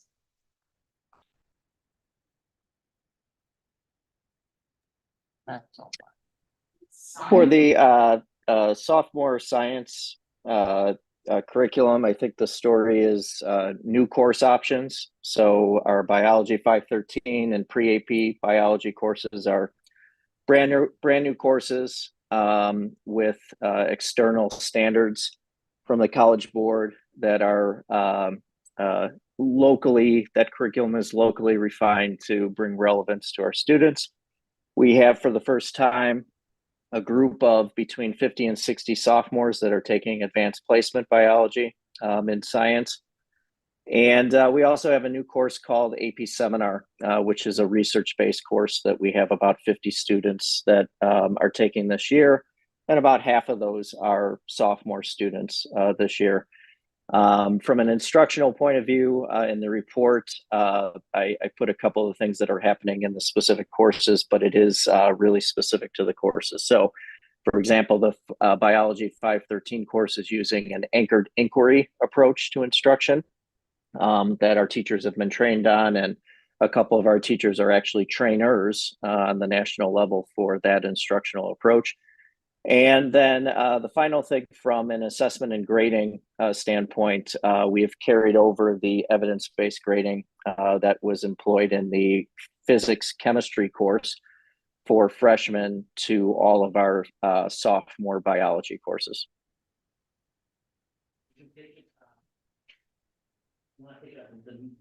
Next is world language. And that leaves the next one, world languages. Hi, everybody. So in world languages, we continued just with level 1 onto level 2. Our restructure was a little different. We were doing it by levels instead of just freshmen and sophomores because our students start at different levels. So we began with level 1 and then continued on with level 2. We are continuing to map everything vertically and horizontally with our thematic units. Our themes are aligned to the AP curriculum. And this year, our level 2 teachers are working more with providing students formative feedback, common informal assessments, common summative assessments, and using common rubrics as well. Thank you, Claudia. So we surveyed the students, the sophomore students. We used 4 questions from the 5 essentials, as we have in the past. Those questions are you challenged? Do you have to work hard to do well? Do the assessments have difficult materials on them? And does the teacher ask difficult questions in class? Most students responded favorably, meaning most or all, to those survey questions. We did see a slight shift to unfavorable responses. And so we know we need to make some improvements in some areas, and you will see those reflected in our next steps. On page 12, chart 1, semester 1 grade data. So it's important to know that there are many facets of a student's course selection, many paths that students can take at the sophomore level. And some of these variables made the data analysis a little bit more complicated and nuanced than the freshman data. It's a little cleaner at the freshman level. They all went into the honors course. The sophomore level, there is some deviation, pre-AP, AP bio. And so we also, at the sophomore level, have some freshmen mixed in with the sophomores. So in level 2 world language, you could have some freshmen in that level 2 experience. So it's not true in each case to just only sophomores. We did extrapolate that data, but it's important to know that that can have an impact. So the current data shows us that sophomore students enrolled in these courses Most students pass with a B or better. 95% of our students are passing with a C or better. On page 12, chart 2, grade distribution by race. When broken down, we see that most students, regardless of race, are passing with that C or better. Yet our Black students continue to earn fewer A grades and more C's, D's, and F's than other racial subgroups. This information is important as we further examine our curriculum, our instruction practices, and our assessment and grading practices. So as you see in the next steps, we are going to continue to monitor the curriculum, continue to make those changes. We are working to enhance the rigor of our assessments. So we want to make sure we focus on challenging our students so that we again achieve a more equitable grade distribution. We're going to examine and refine our curriculum to ensure that there are those high levels of rigor. Continue to examine and refine the instructional practices, focusing specifically on rigorous and complex questioning and class discussion. And then finally, we're going to provide professional development opportunities to teachers in identified areas of need. Questions? You have one question this time. So I will spare you my rant about the namesake. But I do think the Mariner film is much better. Anyway, my question's about the survey done. I realized, my students fill out the same kind of survey, right?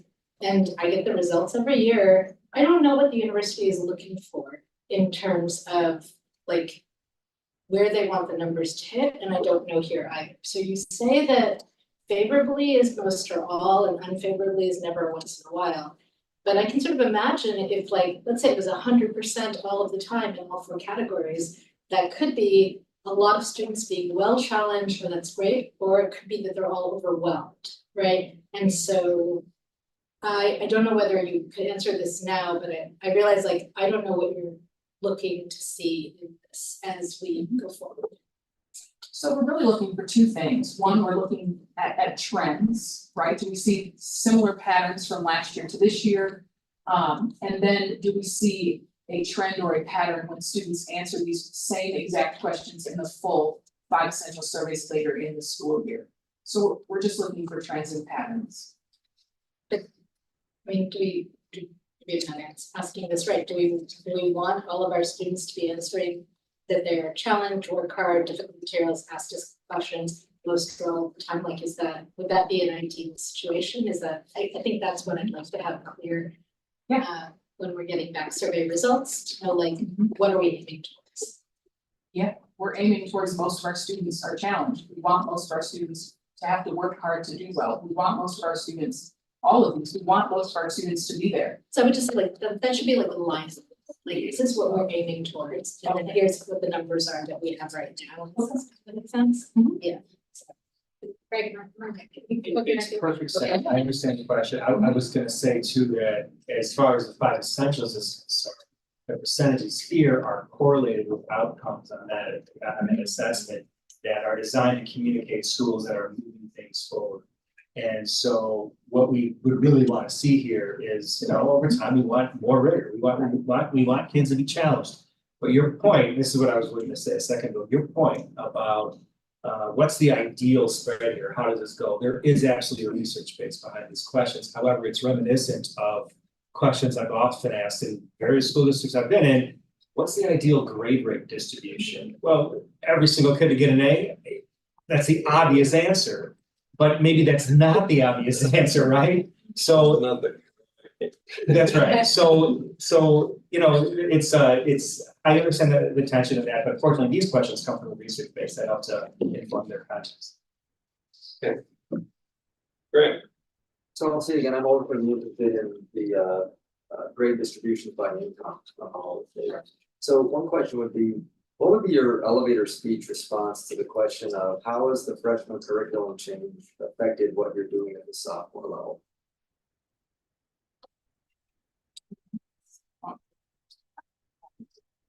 What building are we in? So I How think big is the elevator? North is your option. I think what we noticed is that the freshmen last year were challenged. and indicated so. I do think that what we see now is a need to increase the level of challenge that they're experiencing on the summer. Okay. I think that's what everything is kind of pointed to in this first semester, that they came from something very rigorous and told us that. To the end that some things changed, some things we were like, they're saying that might be too rigorous, we might need to split some things and pace this differently. And now I feel like what we're seeing is it's not as rigorous. So we don't want to go, completely overboard, but I do think there's a clear indication that we need to make the course more rigorous and the assessments more rigorous and of course discussions more rigorous. Yeah. Well, you're very much in the early innings because the current sophomore cohort would be the first cohort that would have gone through the revised freshman curriculum. Now, I would have thought you might have shown us side by side the sophomore grade distribution data from last year in addition to this, but I'm assuming you didn't because of what you said earlier, that you'd rather show full year. Correct. Okay. So the last thing I would say is, this report, you've got summary of findings that's not really a summary findings, it's more like a report out of what you're doing. But I realize this is an interim, you're mid-semester. I would encourage, to build on what Tim said, when you get to that full year recap, then this stuff could really benefit from an executive summary kind of messaging that links to what was done with the freshman curriculum, which in turn is one of the major initiatives the district has undertaken to address the opportunity gap. And I think that narrative, connecting those dots, telling that story is going to be really valuable when you come out with the larger presentation, I guess, heading to the fall semester. Yes, I can definitely make that. Wait, I mean. Yes. Yep. Okay, that's fine. I'm just trying to. Yeah, right. I was gonna try to make exactly the same, so I appreciate you saying that. I had the benefit of seeing Lori, you and your team's excellent presentation at community council. It was terrific, it was really well received. One of the things that I was struck by was how you are integrating sophomore, junior, senior curriculum through AP courses and really thinking hard about that the endpoint of success in an AP class, greater uptake of AP across all of our students, and thinking about how do we get there and how do we ensure success from freshman year, but certainly to sophomore year. And to Graham's point, that is exactly the kind of detail that I would love to see us fold into our reporting about the freshman curriculum initiative, because as cohorts age, one of the things that we're looking at is their increased uptake of AP classes as well. This is something else that we're doing that's really important, that is going to not only encourage that across a greater number of students, but then lead to greater success, right? In future years. So that's exactly the kind of thing that we're doing, right? Yeah. But we're not reporting, or we're not linking, the reporting that we're doing to the community around the freshman curriculum. So, yeah. I'll make that adjustment.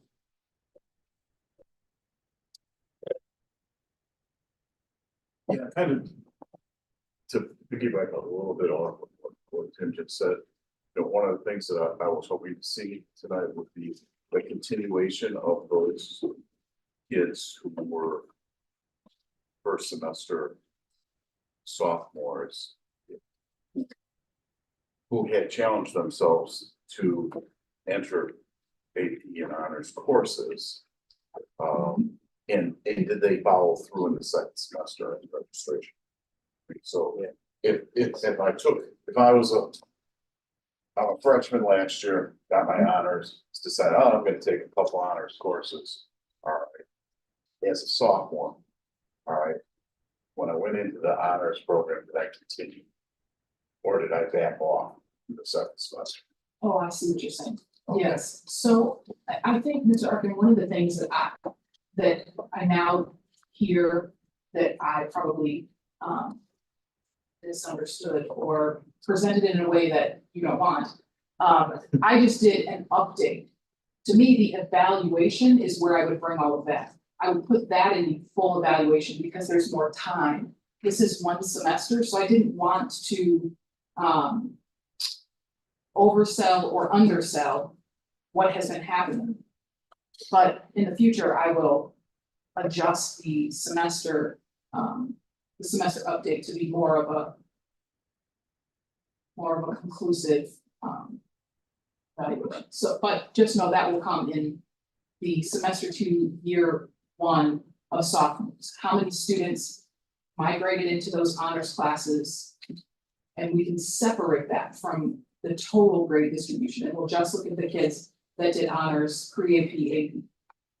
So one of the other things that I noticed is the number, especially in our Black student population, the percentage of D's and F's, all right, went down. All right, significantly, roughly 5%, from first semester last year as freshmen. Correct. Okay, so my question is, how do we determine whether or that decrease is due to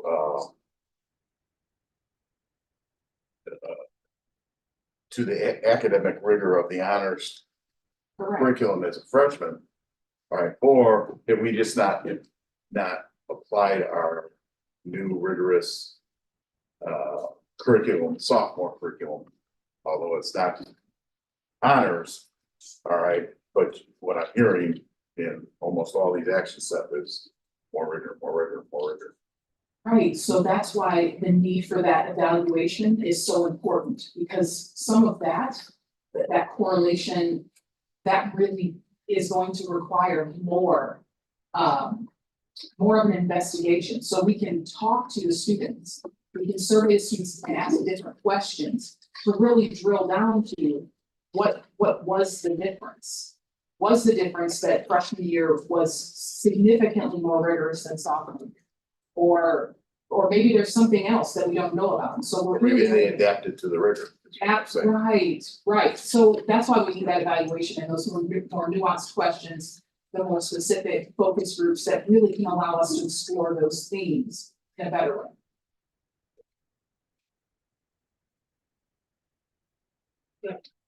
Yeah, I have one question, 16 cards. 16 cards.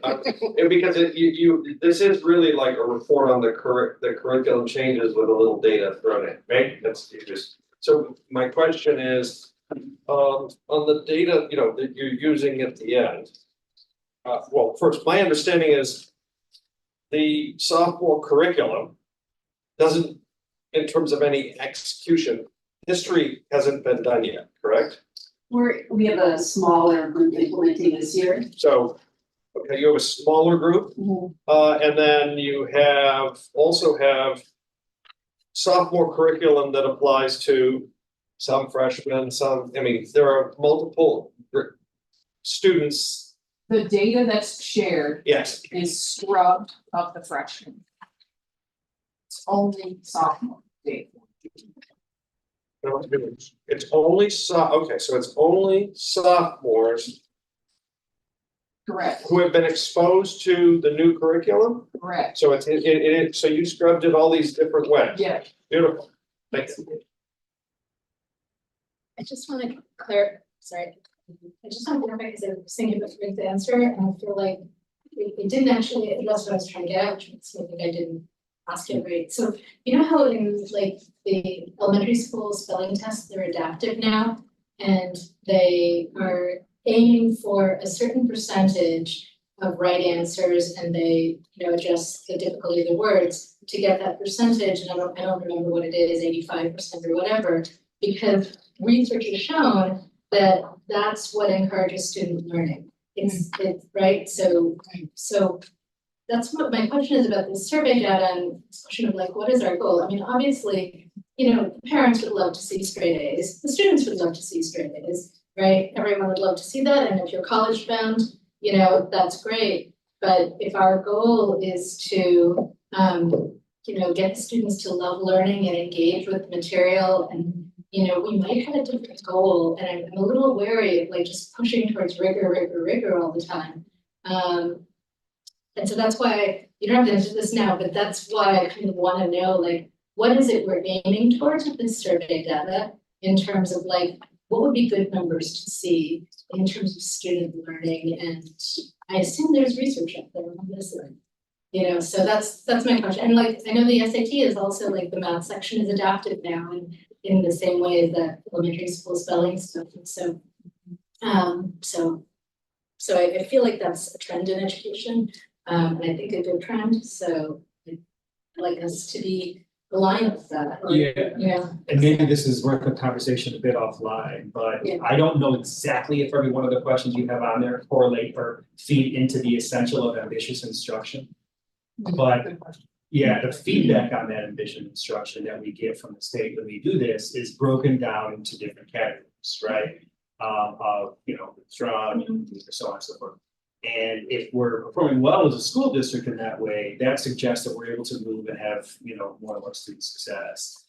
And so there is a research base behind these specific questions within the context of that survey, which is trying to speak. So we can talk a little bit more about that. Maybe I just think like a problem. Yeah, sure. To speak this. Sure. Thank you.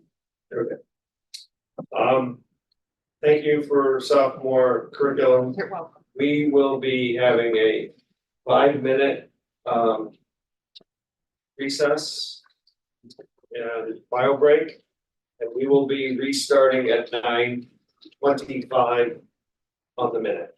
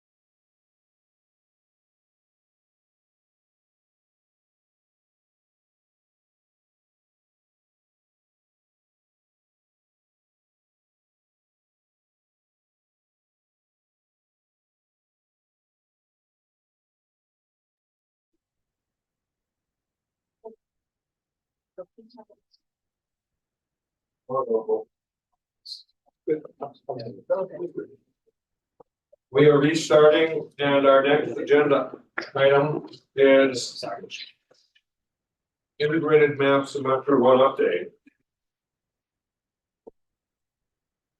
Joined by Dr. Fry, who is division head. So.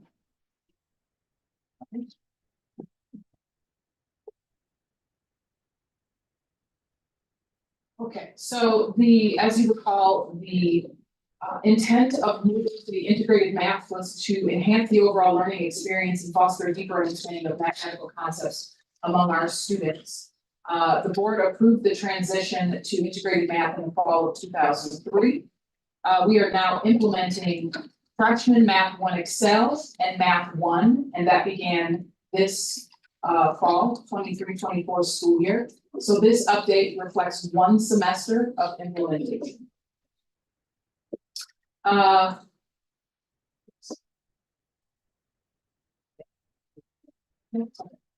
So there were some initial observations around the integrated math semester one.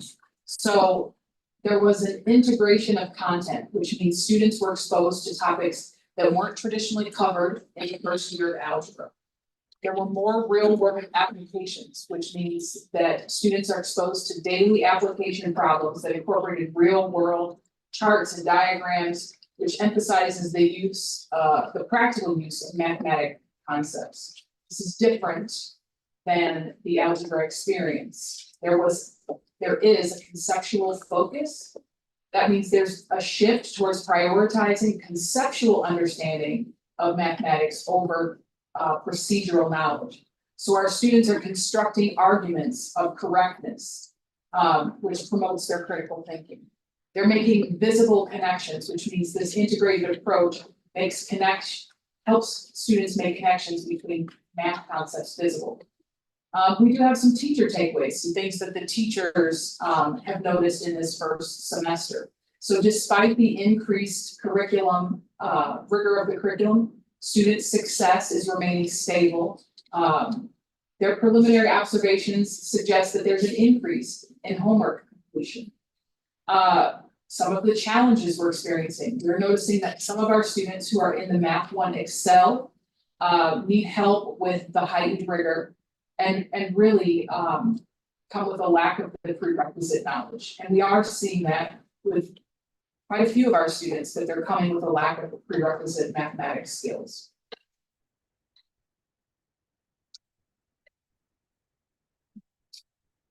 So if we move to the charts, some of the things that the data has shown us, the chart on page 4, 1 and 2 is semester 1 grade data. So this year's semester 1 grade data shows us that 81% of our students passed the class with a C or better, and that 6.3% of the students earned an F. When we look at last year's algebra and pre-algebra, so that they're totally different classes, but we still compared that data, there is a slight decrease in the percent of C's or better. So last year, 91% in algebra or pre-algebra earned a C or better. And we see an increase in F's from 3.5 with those same students in algebra and pre-algebra. This percent change is about 10% relative to the C's. You'll notice in the report that I call that a slight change, slight decrease. I just want to explain why I called it a slight decrease. So this year's freshman class,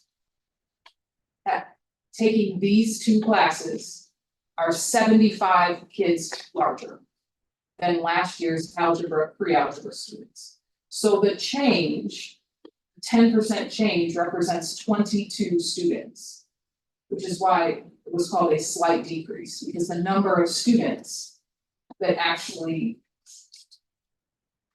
reflects not a large number of students. The charts on page 5, 3, and 4 are semester 1 grade data by race. We're seeing similar patterns in the shift in grade distribution to last year's. And We continue to see the disparity in the performance of our Black and brown students. It's really too early to make formal conclusions. What we want to do is allow our teachers time to adjust to the increased rigor, to make those modifications and add the necessary support. So we are already doing some things to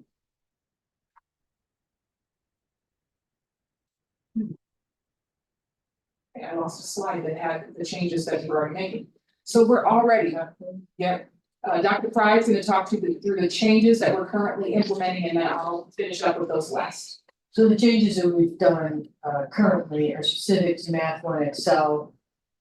So one, the teachers are doing what we call need-to-knows, because we're finding out that the background knowledge skills is lacking at that level. So they're doing need-to-knows every week, they're doing formative assessments with the kids every week and tracking their progress every week and the requisite skills along with the Math 1 that we're teaching them. We have implemented a program called Alex, which is the adaptive, one of those adaptive programs, but it's one of the most highly rated adaptive programs that we looked at. We're getting training on that in a couple of weeks. And I had a meeting today with Andrea and Kristen where we're talking about possibly embedding some even additional supports to that, maybe some additional personnel. We can have small group tutoring within those classes. So these are things that are currently taking place. Some of our next steps include obviously continuing to monitor the curriculum and make adjustments as necessary. Work collaboratively to provide ongoing PD, examine supplemental academic and personnel support. So we are having, as Dr. Fry alluded to, conversations around possibly utilizing some teaching assistants or paraprofessionals in those classrooms to provide that additional assistance, enabling some more one-on-one tutoring. And we do believe we need to collaborate with the feeder schools to better ensure vertical articulation. Now that we've moved to integrated, we want to make sure that the gaps we're seeing in the skill sets, that we are collaborating with the middle schools so that they know what we expect and we can provide support and resources to assist as well. Questions?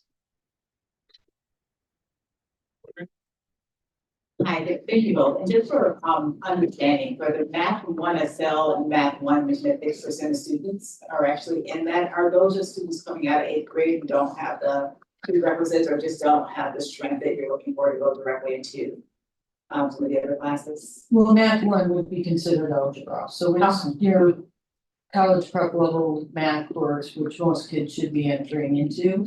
Those are kids that completed Math 8 in 8th grade. The Math 1 Excel are for kids who completed Math 8, but metrics show have holes and gaps in the prerequisite knowledge. Okay, got it. So the Excel is just one of the additional, or need the additional support.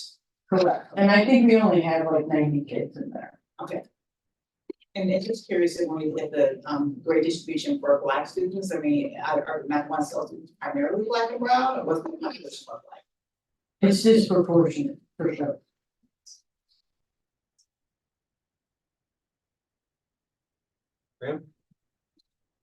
So this is an excellent memo. And it's exciting about the math curriculum changes. It seems very current, appropriate for modern careers studies for sure.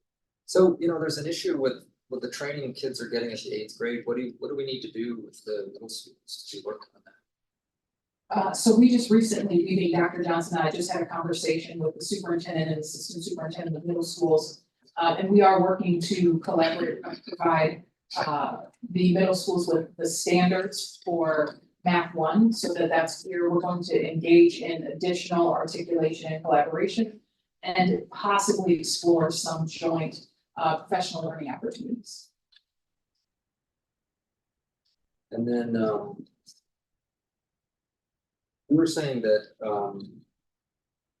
the fact that this year's D's and F's are essentially 2x what they were last year. You're saying that's because it's a larger group of kids, or what's that reason again for that doubling? Well, it's dual.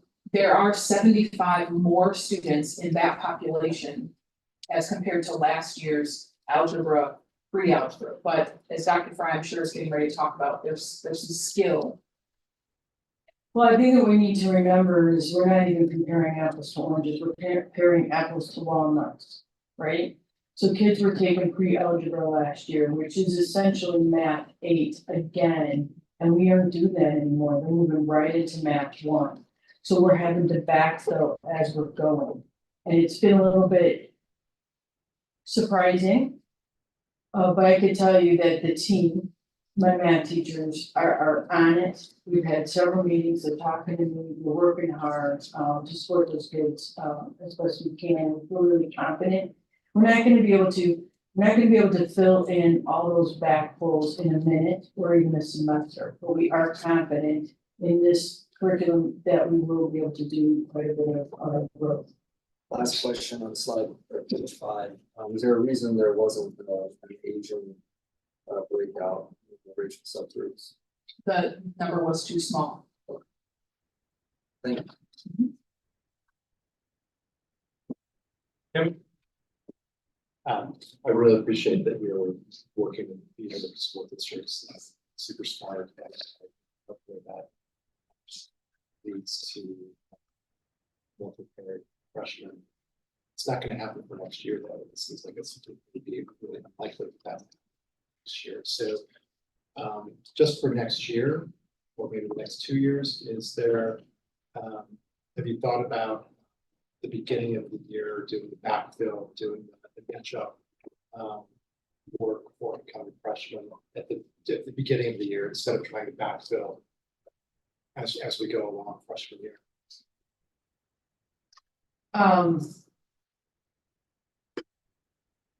Because we're trying, like we have a curriculum, we were trying to get them through. So I'll just tell you what the issues we're running up against and the kind of conversations we're having. We want to get kids to move out of the Excel track. That's what we want more than anything. And in order to make that happen, we have to make sure we get through the entire Math 1 curriculum. Otherwise, they're stuck in the track. So the more time we take in the beginning, the less likely it is we're going to get through. So it is something that we continue to adjust. I do think as we continue to adjust, we'll get better, but because it's the first time we're running through it, right? I think when we first looked at it and mapped it out, when we started doing it in real time, it wasn't quite what we thought it was going to be. So now we're adjusting. Yes, we have to do some stuff in the beginning. And Dr. Fiorenza has talked to me about, even, can we get kids into summer school and backfill that way? I mean, there's all kinds of things we're looking at. But that's why it's been so difficult for us, because we're really hoping that we could do all the prerequisite skills, but still keep them on track. So at the end of the year, they've got a shot to just move right into the regular track. That's our major goal. And it's just hard, I just want to add to that just quickly. I really appreciate that. It's really important. I really enjoyed, I agree about the report. I was sharing with my husband, but it was pretty good. But I hear from my fellow Apple with parents who are really frustrated about their kids seeming to go into what they call, or what they term remedial, and feel like they're getting stuck. And so I think the more that we can do to look at this process, get those students really integrated in and moving to where they want to be or where they need to be is really important. So I definitely appreciate that focus and just your response to that. So I have a slight modification to their comments. Okay. There's been reference to, preparedness in the feeder districts. But how targeted are we, because our students are coming from multiple sources, 3, true feeder districts, but also other places. So do we really, have we done any analysis to say, this is where the students are coming from that need the most help? And we go there and ask for help? We do have the data. Yes. map data comes to us, so we see the students' skill sets by feeder school, and then the data we get from private schools isn't always map data, but we do have data. So we are aware of how we can support the feeder districts. I really do think a summer bridge opportunity is really, really important. I know that most students don't want to spend a summer doing school, but to get out of the cycle of remediation, it's essential that we find a way to incentivize and inform families and students the benefits of right, it might seem like a loss, but the win is long-term. And so we have to change the narrative that it might not be a quick solution. It might, call for you to give up some time over the summer. But we need to get the kids, those gaps filled so kids can get out of remediation. Do you feel like you have the resources, budget, et cetera, that you need to do that? Is the stopping point getting the kids to participate, or are there other things that are making you challenge? I think there's multiple, right? There's multiple reasons why there are some hesitancy, right? Participation is a struggle in some of our other bridge opportunities. So we understand that would be the case now. Resources, who's going to teach these things? The teachers are typically exhausted. You don't want to bring in outside folks because they might not know integrated. So there's just a number of things. And so Dr. Fry and the team and I, we've been talking about what are some things we can do. As you pointed out, probably not going to happen this summer, but we are talking about it, thinking about it, and being intentional around understanding we need to fill those gaps if we're going to see any success for our students. Yeah, I would like to say that we brought it to Dr. Lorenzo's attention that we saw some kids really struggling early on, and her response has been amazing. Kristen McKee, Andrew Leland, Hannah, have been right there. They've been working with us. They found the money to get us Alex. They're, looking at ways to really support us. I don't think I could ask for more, except I would say teachers could use time. And I don't know how to, like our infrastructure doesn't really support that. That would be the only thing I think if teachers could have more time in the problem solving of this. It's the only resource I can. Okay, thank you.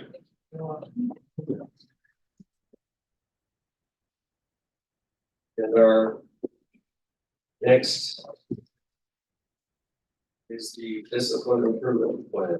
Yes, so this is our last instructional item for the evening.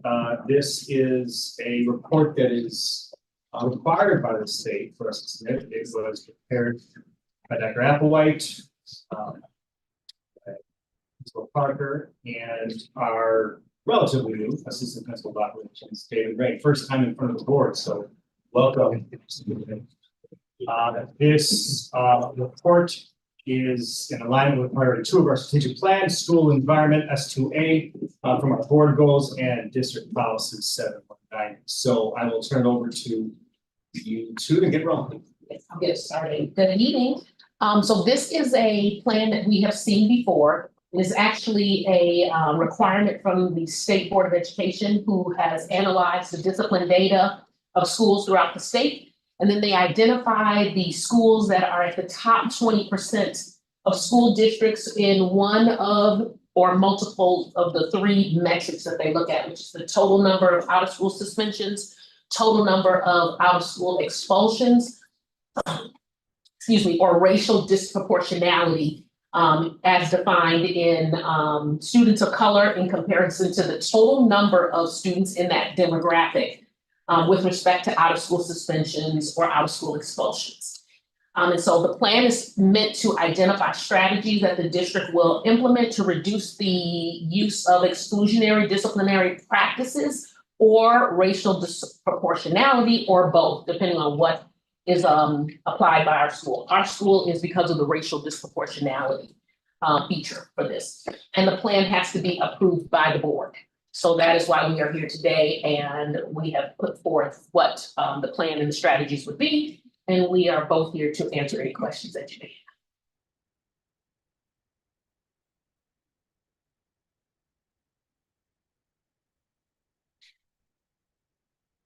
Questions? Audrey? Yeah, I have questions. Thank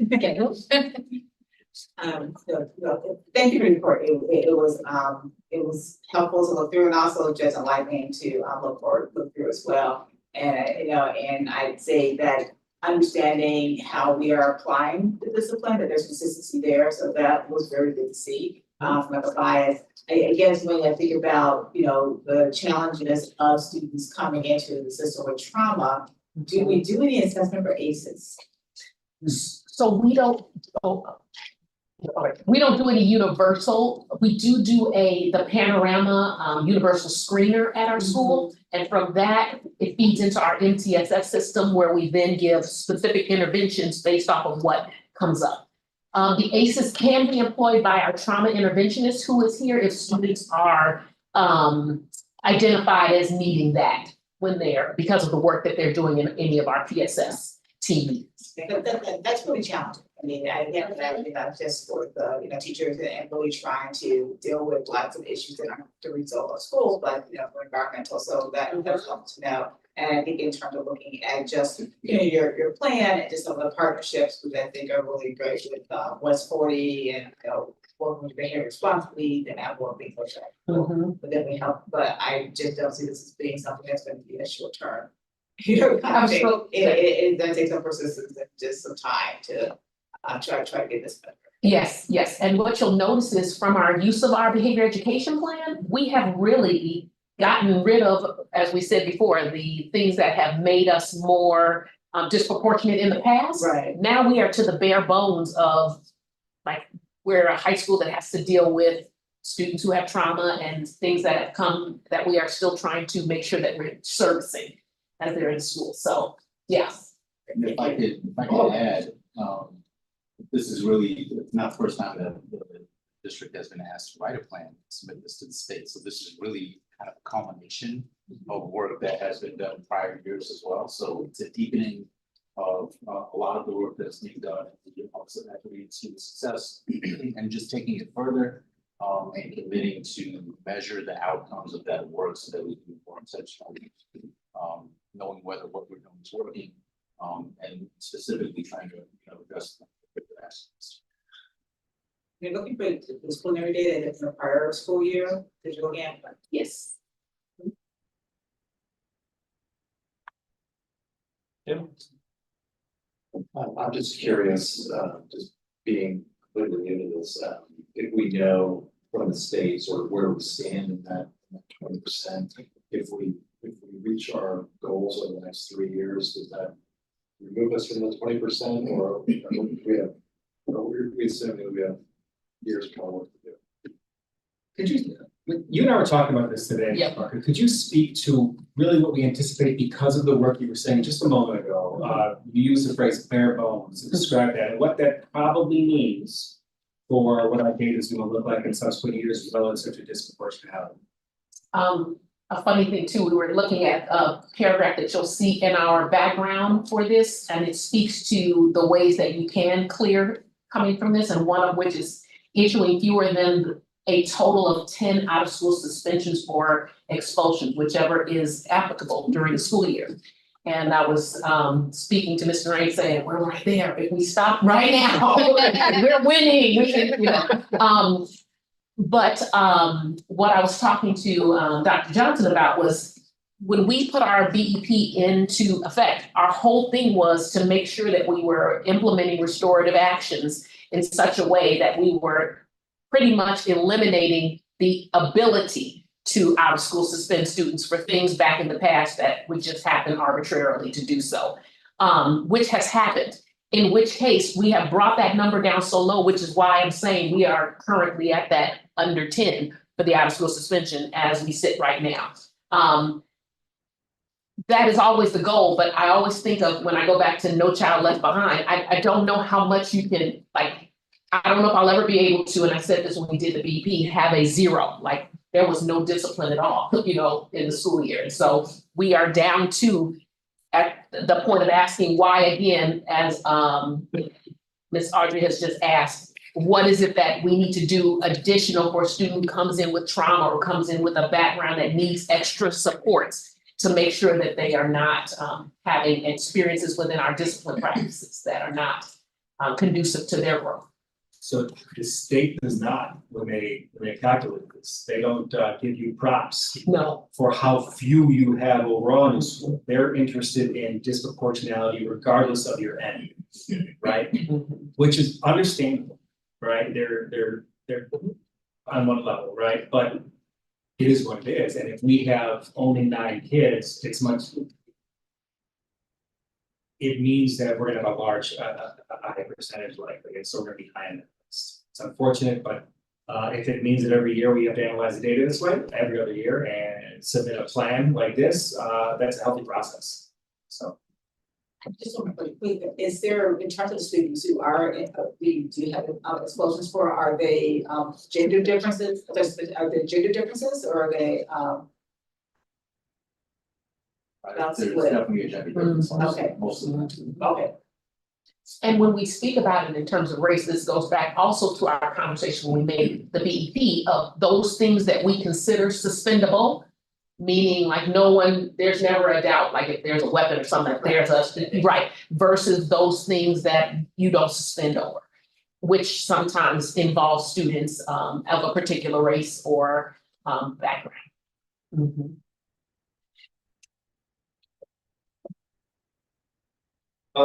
I just want to thank you for, you know, the narrative within this provided a perspective that, you know, maybe had, but it called it in names that, you know, we are next to the city of Chicago. And so having that then, you know, means, okay, what can we do? I mean, until you understand the challenges, how do you solve the issue? So, you know, when it comes to trying to then provide the right supports to the trauma, et cetera, you know, how can we, knowing that, it to me is, it's good to see it in writing, named. So, thank you.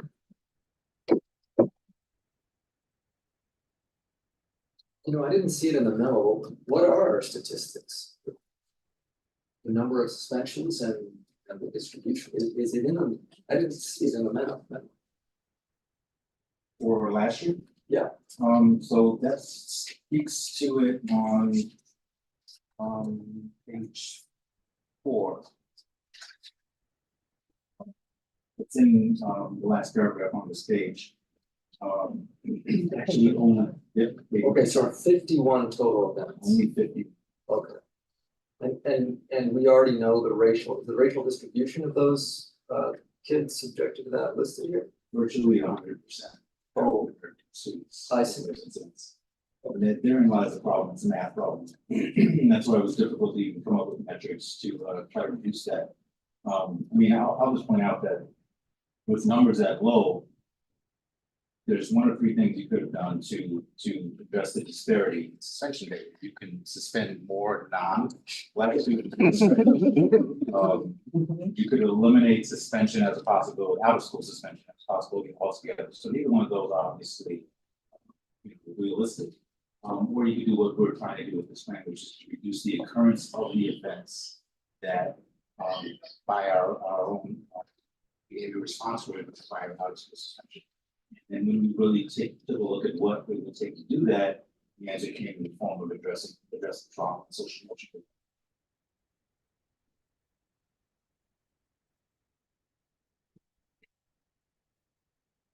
Okay, thank you very much. Good luck. Thank you. Now we have. Going on to the money.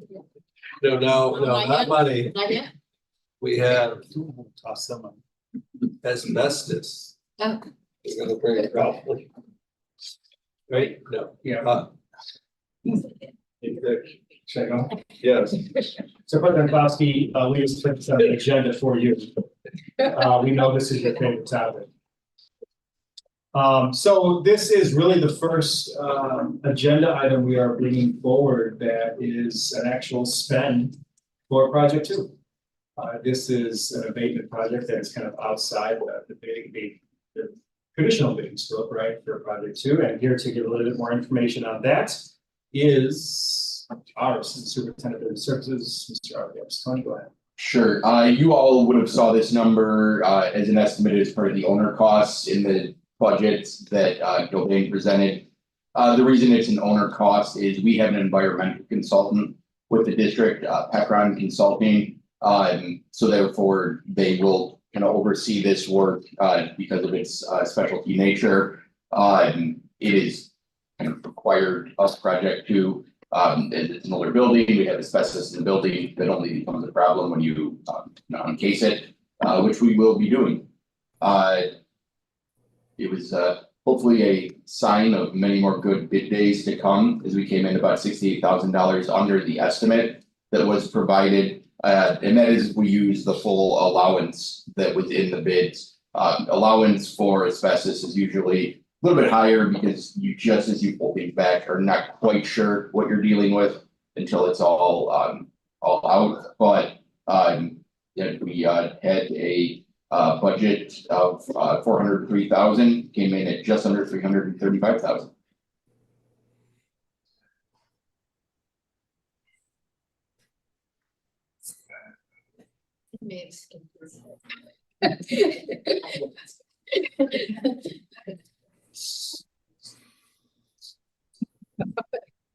Okay. We will move to.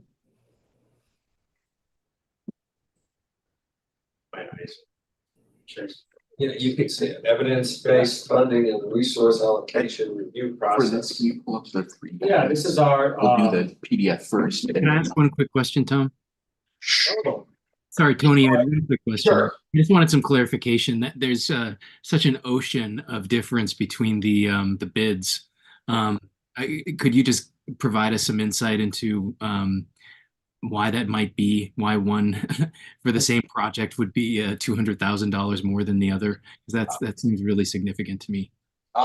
You have, it could be a myriad of reasons. So I am by no means meaning to speak for any of the companies that bid, but just on an average bid day, why you could see a spread would be, you have companies that maybe are more local, so they can more aggressively go after the work. Where somebody else, it may be, hey, we're going to throw a higher number at this, try to make a little bit more money in case we're the only one or two companies that do bid it. Again, it's impossible to say why that was the case here, but that is a couple examples of why bids may vary. Okay, thanks. Okay, next up on our docket is the evidence-based funding and resource allocation review process. This is an expanded version What's the name of of our that? approach to this work. EBF gap analysis. Okay.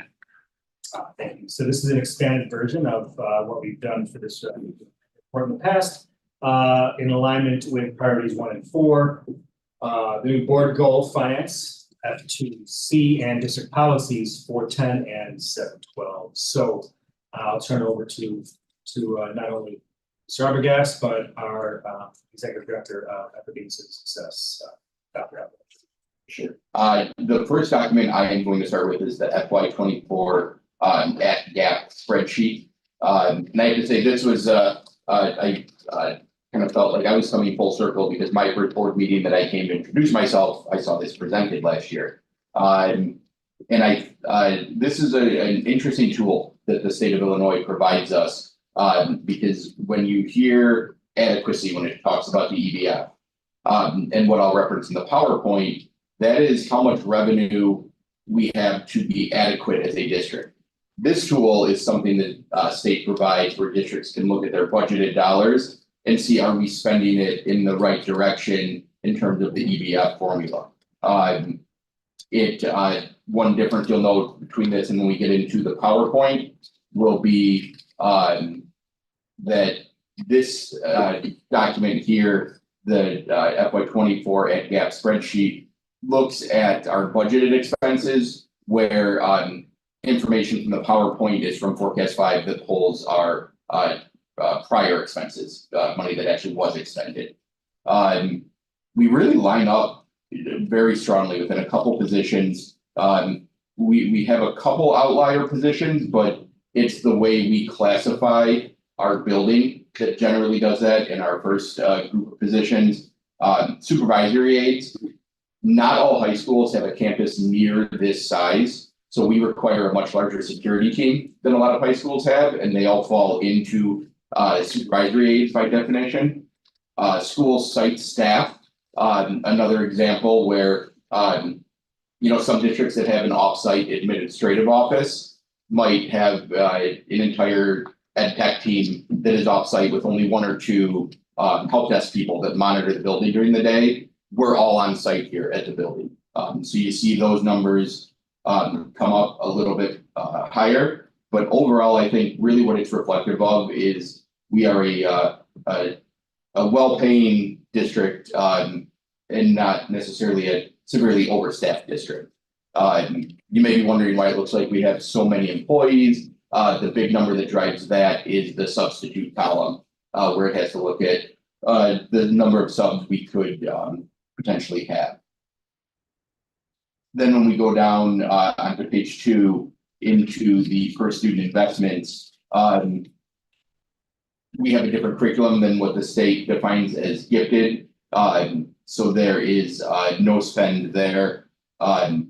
We do spend significantly on professional development. And I think, and this is what was tried to be displayed in the PowerPoint when we get there. When you spend on professional development, when you spend on quality staff, you want to see the results. And some good breakdowns coming up on that. When we look at instructional materials, we are spending right where we should be. Assessments and computer and technology, we provide a good amount to our students here. A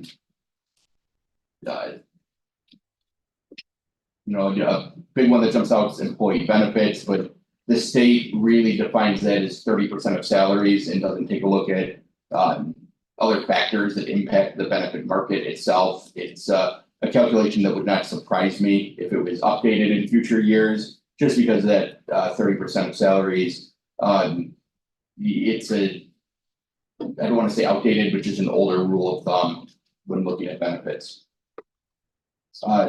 Finally, when we get to additional investments, I think it really highlights the support that we provide to our neediest students. When we look at special education, we meet our maintenance of effort every year. There's certain guidelines we have to follow federally about not being able to spend less on special education than we do in prior years unless there's explainable reasoning. We don't want to see that cut. We have a transition program that not all districts have, where we have students that go beyond grade 12 and learn how to continue into their adulthood. So we have a very strong special ed team here as well. And then really, I like to think of this as if our adequacy to revenue is 139%. We want to see this number fall in the 133 to 139 range. Not all expenses that we have will fall right into this spreadsheet, but this is kind of the arrow that gets shot at the target. So to see that we're 139% adequate and we're budgeting at 135% it means we're putting the money that we should be right where it should be going. Can I just be sure I understand this? Sure. I'm looking at the adequacy target gap analysis calculator. So categories like nurse, where it says value and adequacy target is 4.47 and our actual staffing is 3, or librarian 5.59 and our actual staffing is 2. Is that because we've had trouble hiring, Well, is that saying that? No. No, is that saying we don't have as many as we're aiming towards? No, a Sorry. lot of what that gets, what goes into that is the state looks at this at a district level per student. So many high schools, because of the size, have to cap their enrollment, say at 2,200, 2,300. So there's districts that may have a similar number of students to us, but have 2 buildings. So then they need additional nursing staff, where we're able, because we're larger, 3 nurses are sufficient for our building. It's the uniqueness of such a large campus that we have here. We go to PowerPoint. PowerPoint. Yeah.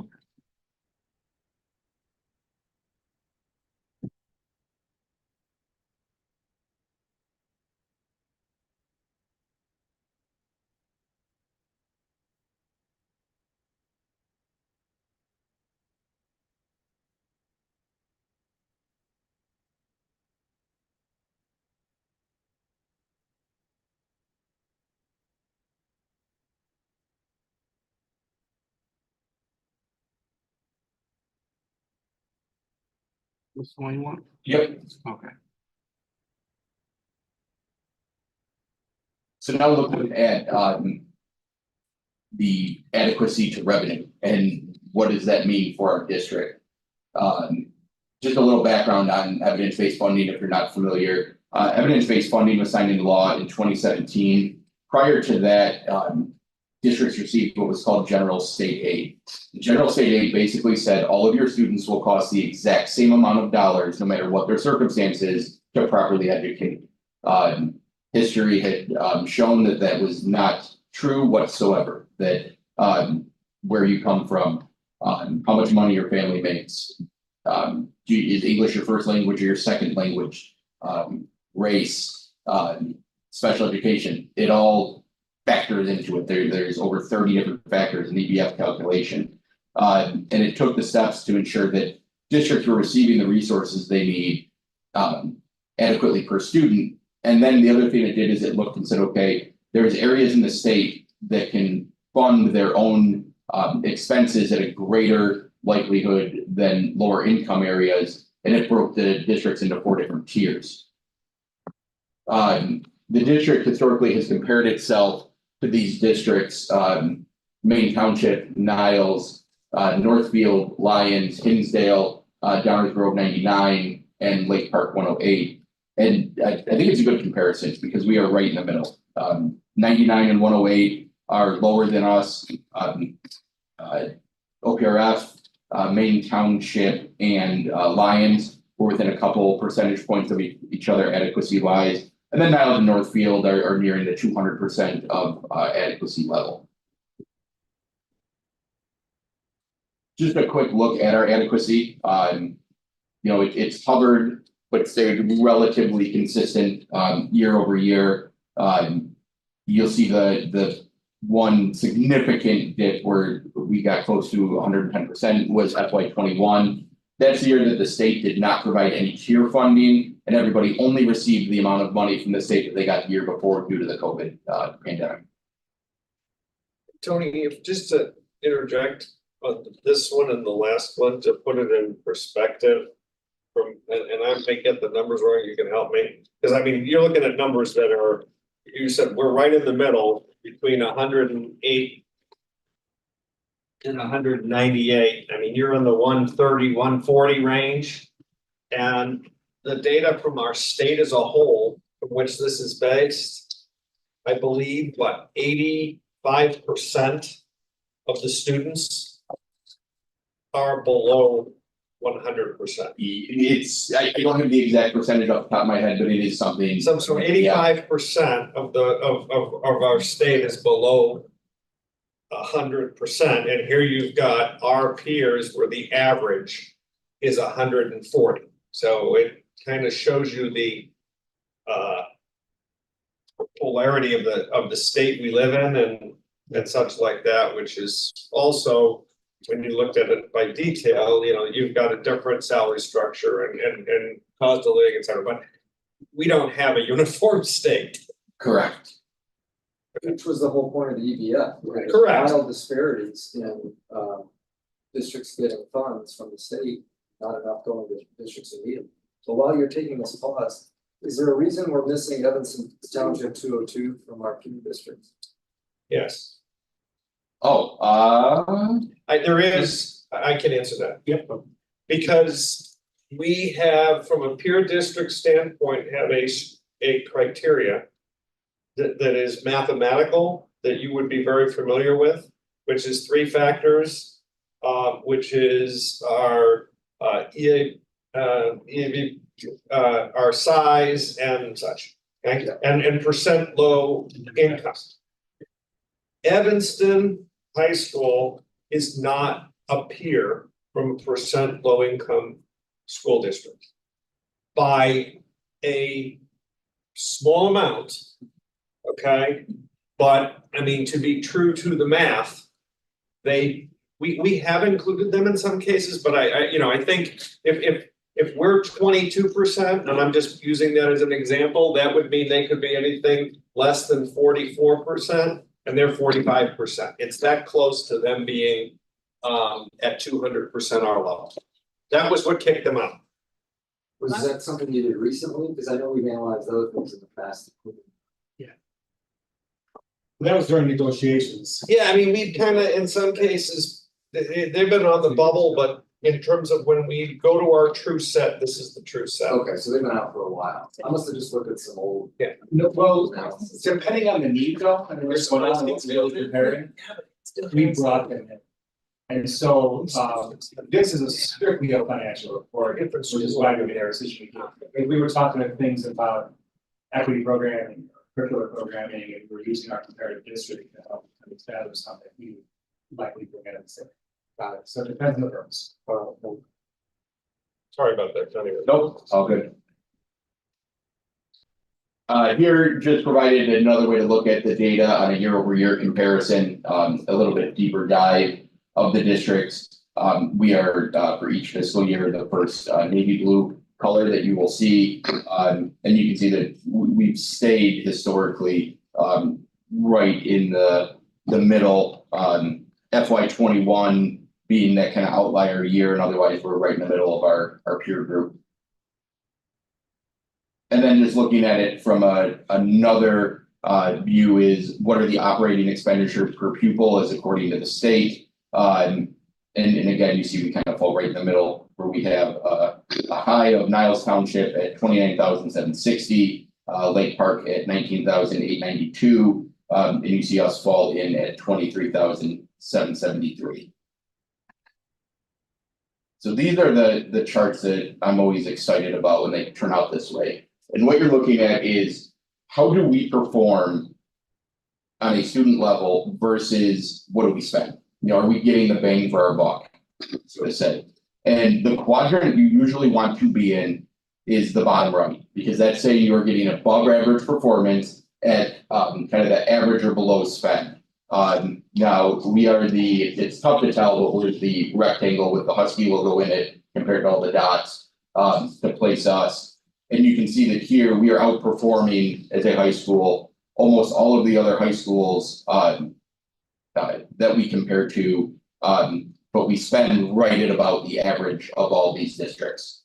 So we are getting that above average performance for the average spend in ELA.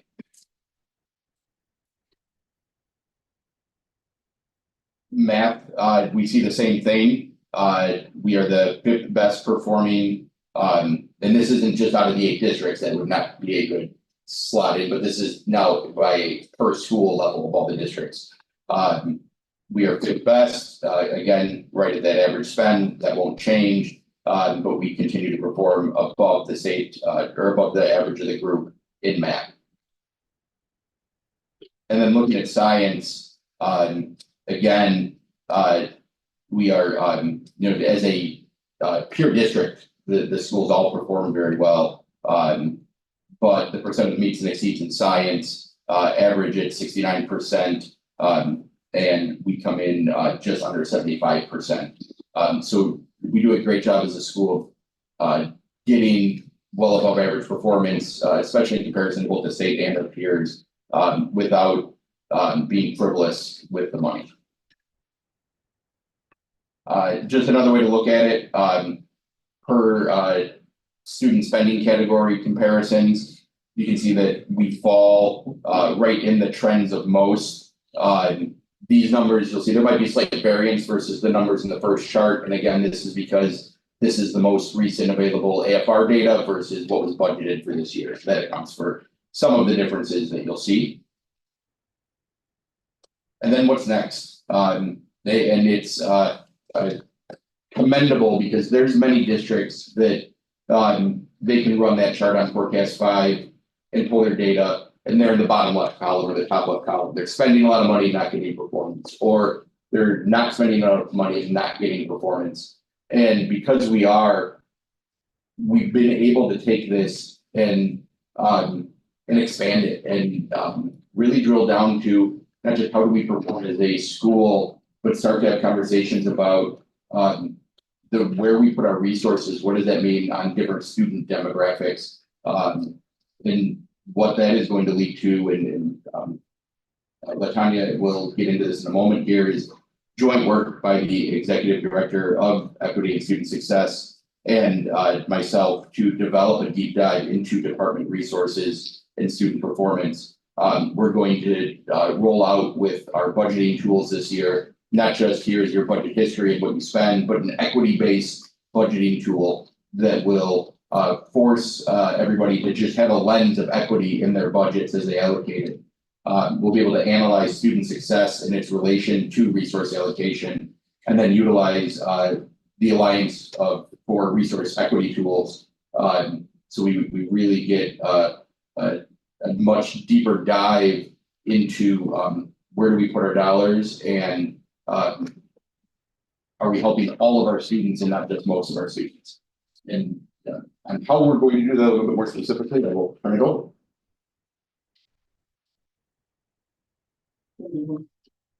So the goal of the resource allocation review process is to determine if we are mobilizing the right amount and combination of resources for every student has a high quality education here. We know that some students from low income backgrounds, English language learners, students with disabilities, and our BIPOC students face additional barriers to their success, which requires the need for additional resources. Additionally, students of color face a history of racism and discriminatory systems that have created even greater barriers to attaining their success. So as a result, students of color are more likely to be represented in higher needs categories. All students of color, regardless of need, must balance their academic demands with the burden of navigating ongoing racism and institutional bias. So in many cases where districts or schools try to fight patterns of discrimination, we in fact unintentionally reinforce those. And so the goal of this process is to ensure that that's not happening, to make sure that the students with the greatest needs are getting the funding and the resources that they need. So it may not always be money, it could be time, it could be people, and so forth. So I've researched and reached out to outside entities to talk about and see what other districts have been doing. It's very few and far between. This is a massive undertaking to look at your entire district, which in our case is our school-wide budget, and determine where our dollars are going and where they need to go most immediately. And so through this research, there is a 5-step process that we will take to determine that. The first process or the first step would be research and learning phase, right? And so there are dimensions that we would need to look at within our institution to determine the best value and where we're spending our money. So there are 9 of those areas or dimensions. The first one being school funding, teaching quality and diversity, school leadership quality and diversity, empowering rigorous content, instructional time and attention, positive inviting school culture, student supports and interventions, learning ready facilities, and diverse classrooms and schools. So with those 9 dimensions, as a stakeholder group, we will determine which ones we will focus on or if there's a need to focus on all of them. The next step is identifying our current state where we take a look at our strengths and our weaknesses across these dimensions or the determined dimensions that we decide upon by using a resource equity diagnostic. This in effect is a gut check to see where we think we are and bringing in relevant data to assist with that. We're also going to go to the third step, which is digging deeper and then analyzing this data further, looking further into the resource equity diagnostic, and then determining who we're going to collaborate with in terms of specific stakeholders who need to be a part of this conversation. We'll reflect on the diagnostic results and then unpack different perspectives, as well as identifying root causes of challenges and begin choosing actions that are based on distinct student needs.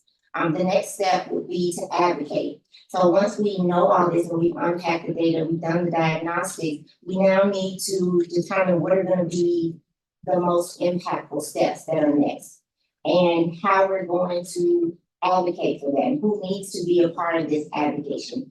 And then finally, it's to communicate. How do we communicate what we found to the masses, to you all, to community members, to our stakeholders within the building, and then put up the relevant data that we've used to determine this, so that when we do come and determine that there is a need to move or shift things, you'll see that all the work has been done for that.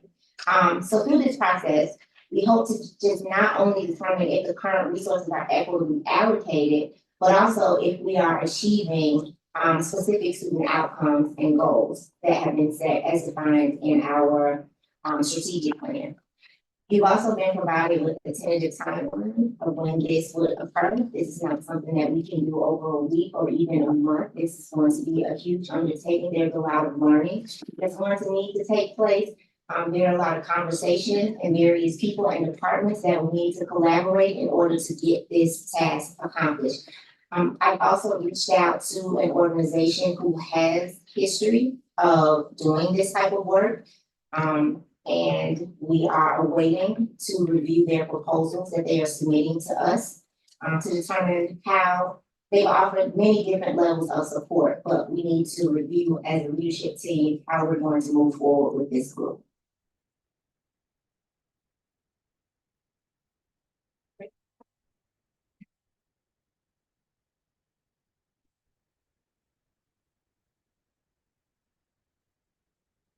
I don't have any questions for this. I was looking into the, the state level. I hear a lot that Illinois is one of the member states for allocating funds generally, and we're still, I think, like 600 schools are underfunded even under the EBT model. And I was reading one analysis that said that, like, under the current funding right now, it could be like 2038 before we actually got those other schools up to adequacy funding. I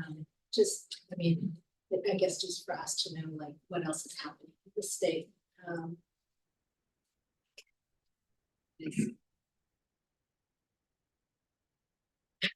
Just for the conversations with taxpayers and so on, to just kind of like, so they understand as well. So if I understand it correctly from this memo, are you coming to us with a request for authorization to hire a consultant? Oh. You want to speak to that? Yeah, no. Want to speak to it or? No, I'm speaking to it. This is to provide you with information on this process that we are going to undertake. It is a process that has been much discussed and also much needed. And so we are just now getting our bearings and our footing to determine how we're going to do this. Because again, there is no model for our school that can do this process for us. So it takes a lot of researching and figuring out what's out there, what's available, and how we can adapt it for our use. So at this time, I'm just providing information. I'm not asking for anything. I'll come back and ask for things if you. Okay. A good way to think about it is last month I was able to say we'll be one of the first districts out of the gate with the geothermal project. We will be one of the first districts in Illinois that takes budgeting and resource allocation and review to this level of a degree. I was gonna ask, so this is not something we've done before, this will be the first time that we're doing this. We've been in the research and the equity-based budgeting tool that we'll be using. it was very, very, very difficult to find a school district in Illinois that has one. Very few even across the state or across the country. So I had to review some city budgeting tools and then adapt it down to what makes sense for a school district instead of a large unit of government such as the city of Milwaukee. So. Tim, Kudos to you for the work that you've done to pull this information together. It sounds fantastic. I really admire the ambition to do this. It's going to be a huge amount of work, and so I'm just wondering, are you confident that you are going to be able to accomplish this in a normal budget cycle? Recommendations in place in time. I believe so, because I believe we always targeted this date as to have our kind of conclusion of our research ready. And I think if you had asked us 3 months ago if we'd sit up here and present it together, I don't think we would have said yes until we saw how much the two paths are intersecting with each other. And then, okay, what's the next step of that? And it's, okay, get a tool into the hands of all of our departments at the same time that all of their other budget documents go out, so that we start to introduce this idea and this lens. And then we track, and it's as we as a district continue to do more with data and pull these numbers together, it will not be easy, but it's something I think we both have a high amount of confidence in that we will continue to do and get better at, refine and get better at it and keep going. I don't imagine that this process is going to be easy. It is going to be stressful on a lot of people who are going to be asking for specific things in ways in which they probably not had to think about them. I think with the introduction of the budgeting tool this year will make the resource allocation review process a lot easier, because people will now start looking and using an equity lens in the way that we want, so that they will begin to make decisions within their budget of where they need to route people's time and money. And right now, we're going to do our own analysis to determine if that has effectively been done without the use of this tool. And I mean, we don't know what we're going to find just yet. However, it is going to take a long process to get this done. So what I would ask for, if I would ask for anything, would be just time and patience with this process, because it is not something that any district that I know of has undertaken. Just one more question, as you're both talking, I mean, this will take time, and obviously we're very committed as a district to equity. I also know when people have to start getting stuff up and have to start shifting and have to start reallocating, that can sometimes be challenging. And so I guess what kind of, training preparation or what's going into effect as you start getting people to think and operate this way? So in the timeline, we're trying to move very quickly with the education piece of what we're going to be doing and getting the stakeholders together. I want to have all of the, I don't want to say important, but relevant stakeholders to have had this information / training by the first of the school year. So August is like my deadline for making sure that the right people who need this information are trained on it and know what we're doing. However, I also anticipate that there are going to be people that we don't know about, or entities that we don't know about, that will need to come in. And so this will be ongoing, but I want to have all of the admin and other relevant stakeholders given this information, start out with this information by August of 2024. And I probably should also add, in terms of your training about the process, just what about the change? In terms of just people having to operate differently than they have had to do before. I think it's training go beyond the process and kind of get to helping to shift mindsets or behaviors, because that can sometimes be really challenging when it comes to budgets. I think when it comes to the budgeting process, I would have had a lot harder time saying this with a straight face with the first tool I tried to build, which would have been hours in Excel of student demographics and trying to get down to a T of every dollar should be spent here or there. And now it's more decision tree based. And are you thinking about, when you allocate dollars into one bucket, you have students that are negatively impacted by that? your students that need the most performance help? Are you putting extra resources into them?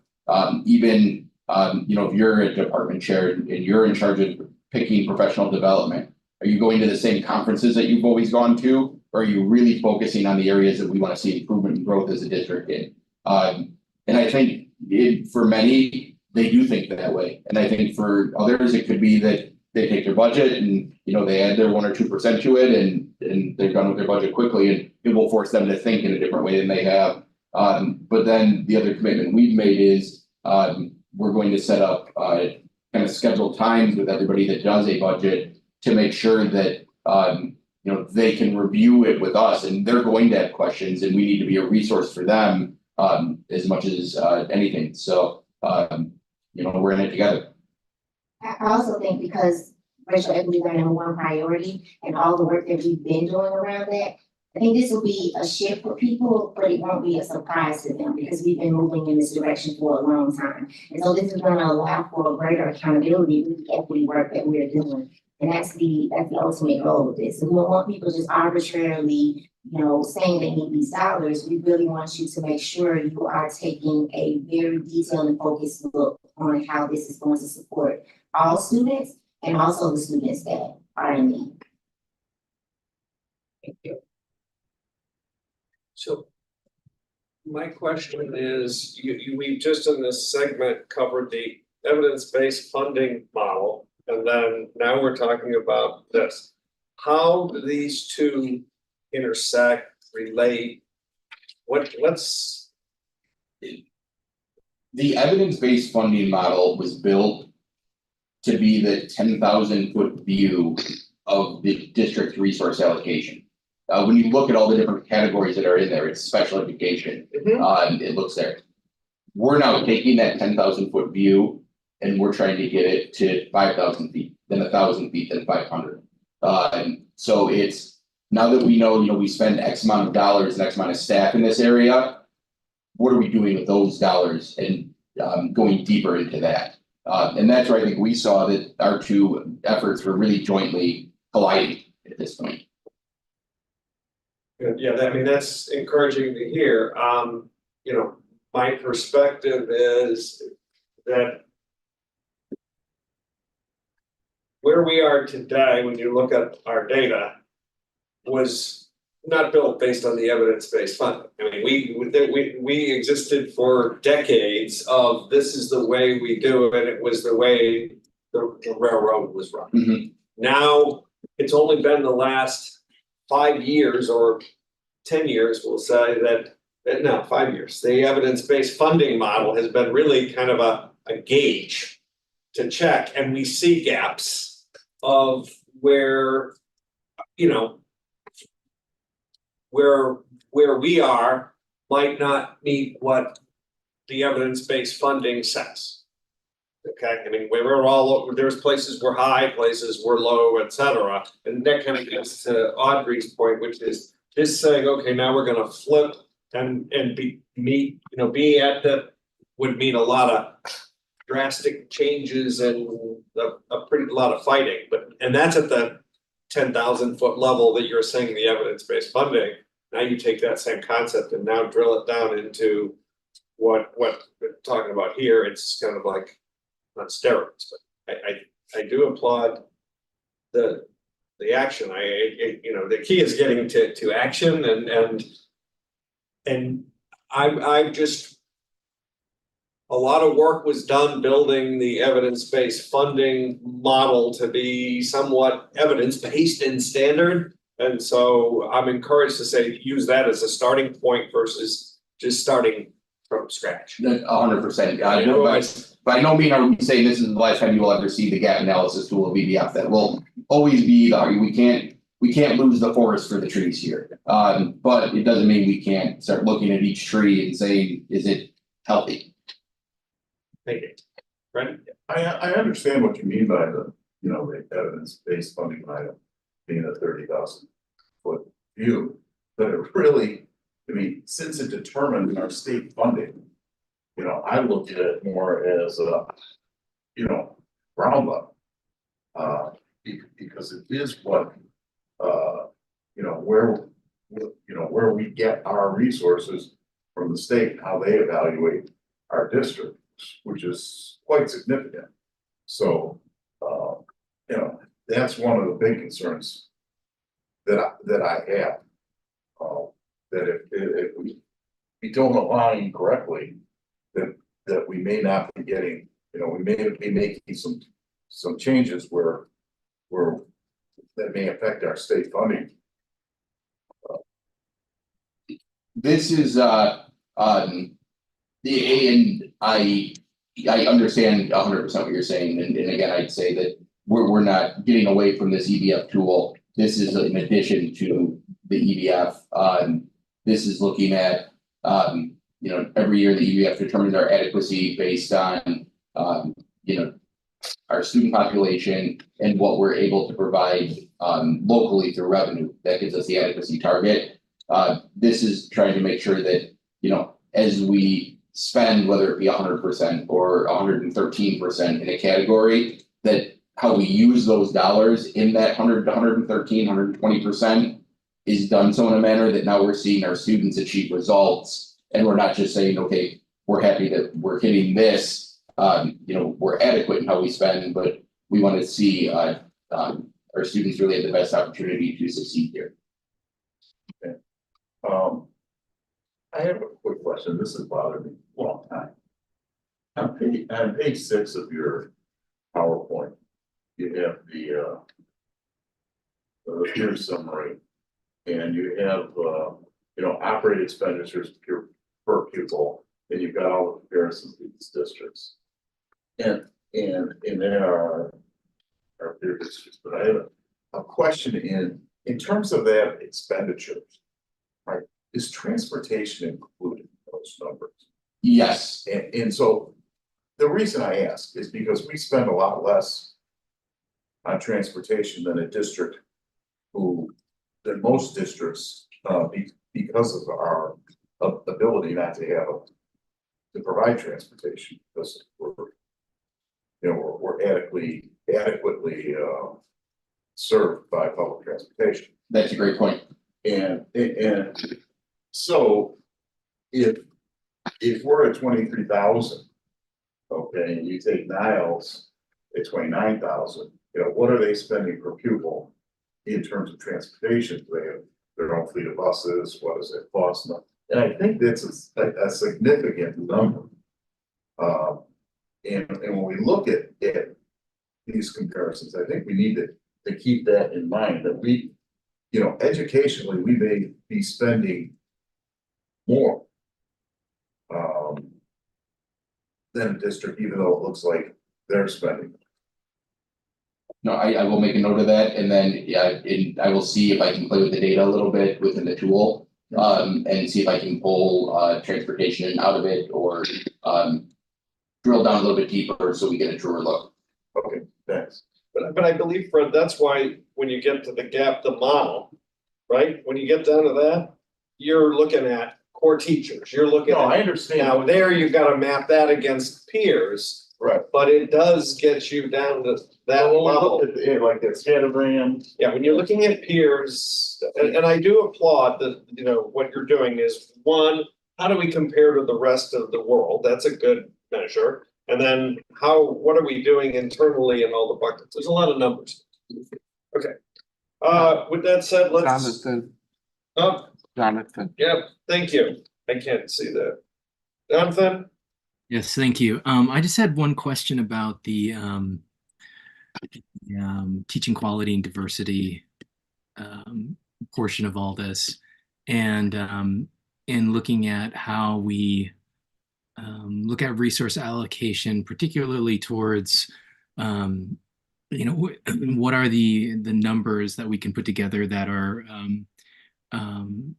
that are illustrative of the barriers to recruiting quality candidates of color to be teachers, and what are some of the other numbers we can put together to inform that part of the puzzle a little more. I don't see much in that regard, and I was just wondering if you have any any insight, or if there is any input that's going to be added there to broaden that topic.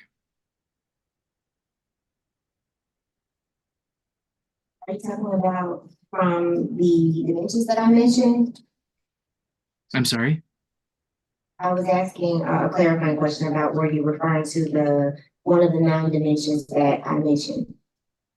Oh yeah, I'm just thinking through looking at the PowerPoint and the fine points that you put together, which are all fantastic. I'm wondering about that. I don't see anything specifically about looking at numbers associated with recruiting teachers of color and how that can be worked into our resource allocation. What are some of the, for instance, like putting together like where are we, other districts, what are they incentivizing that we're not, to attract the right candidates, and what are we missing, and where are there areas that we can invest more to ensure that we are more committed to that process and have a better outcome. I think where that would get flushed out isn't necessarily in the resource allocation modeling that we do, but in, for example, in conversations when Dr. Sanders starts to fill out her equity budgeting tool. That's something that, she may not be looking at recruiting, but she may be looking at, okay, how are we spending our money in recruitment efforts? And are there certain places that we can spend money and allocate it to recruit teachers of color? So that's where that would flush out. I see. Okay. It would also be once we go through the steps in the resource allocation review process, the second step where it talks about identifying the current state is where that could potentially also come up. There are parts of the diagnostic that are specific to certain people in certain departments within the school, that being one of them. So that's where that would primarily come out in this process. That makes sense. Okay, thank you. All right, thank you. Thank you very much. Our last financial item is Project 2 Community Facing Dashboard Update. Okay, as one of the board goals and was in a goal in our strategic plan was to create a dashboard for Project 2 that would allow for transparency to our district and our board and to our community to see how the spending is and are we holding true to our budget and what's the timeline. And again, not a lot of these tools exist out in school districts today. So worked with Zach Stokes from Stokes Consulting that I have known for a number of years through Forecast 5. We told him, we're trying to have this idea for something new and I don't have the necessary technical skills to build it, and he does. And we now would like to drive you through what we have put together, and if there's changes or suggestions that you have, it'll give us time to make it with the goal of this really can go live on our website when the bids come in and are approved. So Zach, if you want to share your screen and go ahead and drive, and be happy to take any feedback or input. Yeah, thank you, Tony, and good evening, everyone. Let me figure out, hopefully I'm sharing the right thing here. Let's see.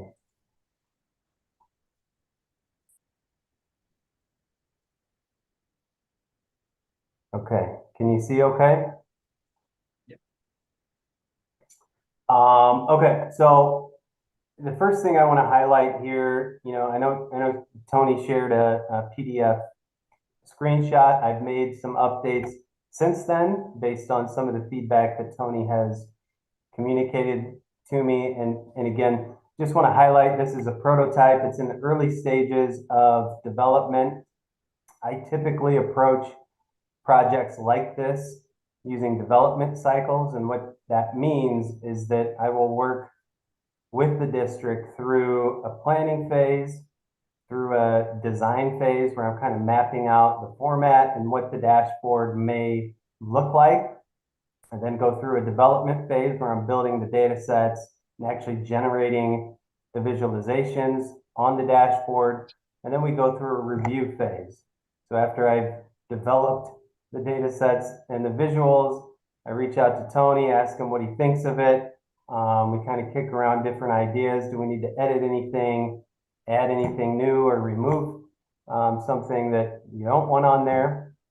And so again, this process will likely go through that cycle multiple times until we get it to a place where we're satisfied with the dashboard. And at that point, that's when we would deploy it onto the school district's website. And so we can publish that, what you're seeing, and I'll walk you through this here.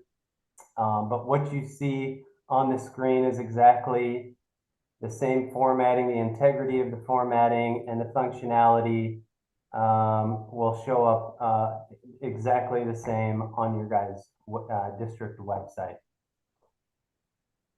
So just a little bit about the process there. Now I'm going to talk you through what we've got so far on the dashboard. This first page here is a summary sheet that I've mocked up for Tony, for the board. We just want to highlight at the top what this second phase of the Imagine OPRF construction project is all about, that it's focusing on new physical education wing. I think this is some verbiage that Tony had communicated to me. I don't know if I've got it exactly right, but again, the language on here, obviously we can tweak as needed. If I've got things labeled, you know, if you want them labeled a little bit differently, not a huge deal. That's feedback and things that we can keep updating and improving through that development cycle. So again, top to bottom, we're highlighting the total kind of approved construction budget. That's Tony, I think, is that Gilbane document. That totals up to about 102 million, 101.9 million in the visual there. We've got a visual here that will show once we start getting more data in. I know it sounds like you guys just opened bids on the first project. Once we start getting those projects coming through, you start paying invoices. I think, and we've been talking about, you know, what's the definition of progress in this dashboard. And I think the way that makes most sense from a data standpoint and things that we can track in terms of record keeping is tracking progress as a financial metric. And so this would be, in terms of that total 102 million, how much have we paid to date?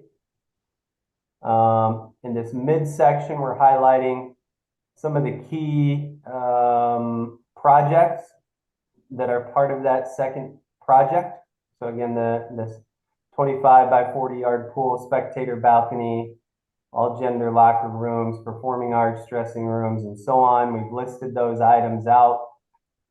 We'll put, again, project costs to date, so you can see that number in relation to the total budget up here, and also as a percentage. The visual here will just kind of show you by trade. So now we're looking at HVAC, indirect costs, structure, concrete, that type of data point where we can see where is the money going. Most of the money is going to certain areas. Obviously, the larger the graphic, the larger the resource allocation. And then at the bottom here, we're detailing out some of the different cost metrics, budget total, bid total, change orders, what's been paid, estimated remaining costs, and so on for each of those trades. So again, I don't know that this is the format that you guys want. We can certainly update this if there's different metrics or totals that you want to track and communicate to your community. We can reformat this as we go. But again, I wanted to get something mocked up to get us all thinking about what's important as a communication piece. So that's the sum. Oh, go ahead. Sorry, Nick. Just one thing I wanted to add too is in talking through how we can track this financially and make it something that can be managed each month as we get pay applications in. Reporting out by each bid package, excuse me, made the most sense. If ZBA Concrete wins the concrete bid, and they're not going to bid on this is the concrete for the school versus the concrete for the basement versus concrete for this. It's going to be total concrete. So as we track that, what we're going to do is build in some coding within our accounting system. So we can define each bid package and track the spend that way to keep everything accurate and then consistent between this dashboard and our accounting system. Yeah, thank you for clarifying, Tony. And again, gets back to some of the labels that I've got here for tracking things by bid package. It would make sense to update some of these labels to be consistent with that methodology. Project timeline here. So I mocked something up here, just a prototype. Obviously these dates don't mean anything. I just wanted to give you guys a visual. The timeline, I guess up here in this first section, we can use a narrative box here to regularly communicate beyond some of the quantitative metrics that we're seeing on the summary sheet or in some of these detail tabs that you see. So this will allow Tony and other administrators in the district to kind of communicate beyond the numbers, what's going on with different projects, where they're at, are they on track, and so forth. And then beneath that, we've got a Gantt chart here. And Tony, feel free to weigh in on this. But the thinking on this was if you can get some kind of estimated timeline, either from your construction manager or through the contractor on how long they think a specific project is going to take, we can map that out and then also track the project here. So if we look at this specific graphic, this is probably really hard for all of you to read on a Zoom call, but the dark blue portion of these bars represents, in at least what I'm thinking, what has been paid. So in this case, 85% of the multi-use gym has been paid to date. We've got 15% left, and hopefully that will be completed. Again, just an example here by the beginning, early November. See a couple confused looking through the packet faces. This is was not in the packet. Is what you're seeing would be clickable when it goes live to our website. But if we were to put it up in demo mode right now, I was afraid we would confuse people. So that's why Zach is here driving it for us. But that timeline, once bids are in, Gilbane refines to a final construction schedule with the bids. And then we'll be able to take this from kind of a mock-up image into our real Gantt chart of the project.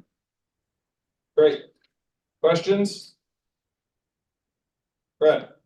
No, I want to thank you. I think this is awesome.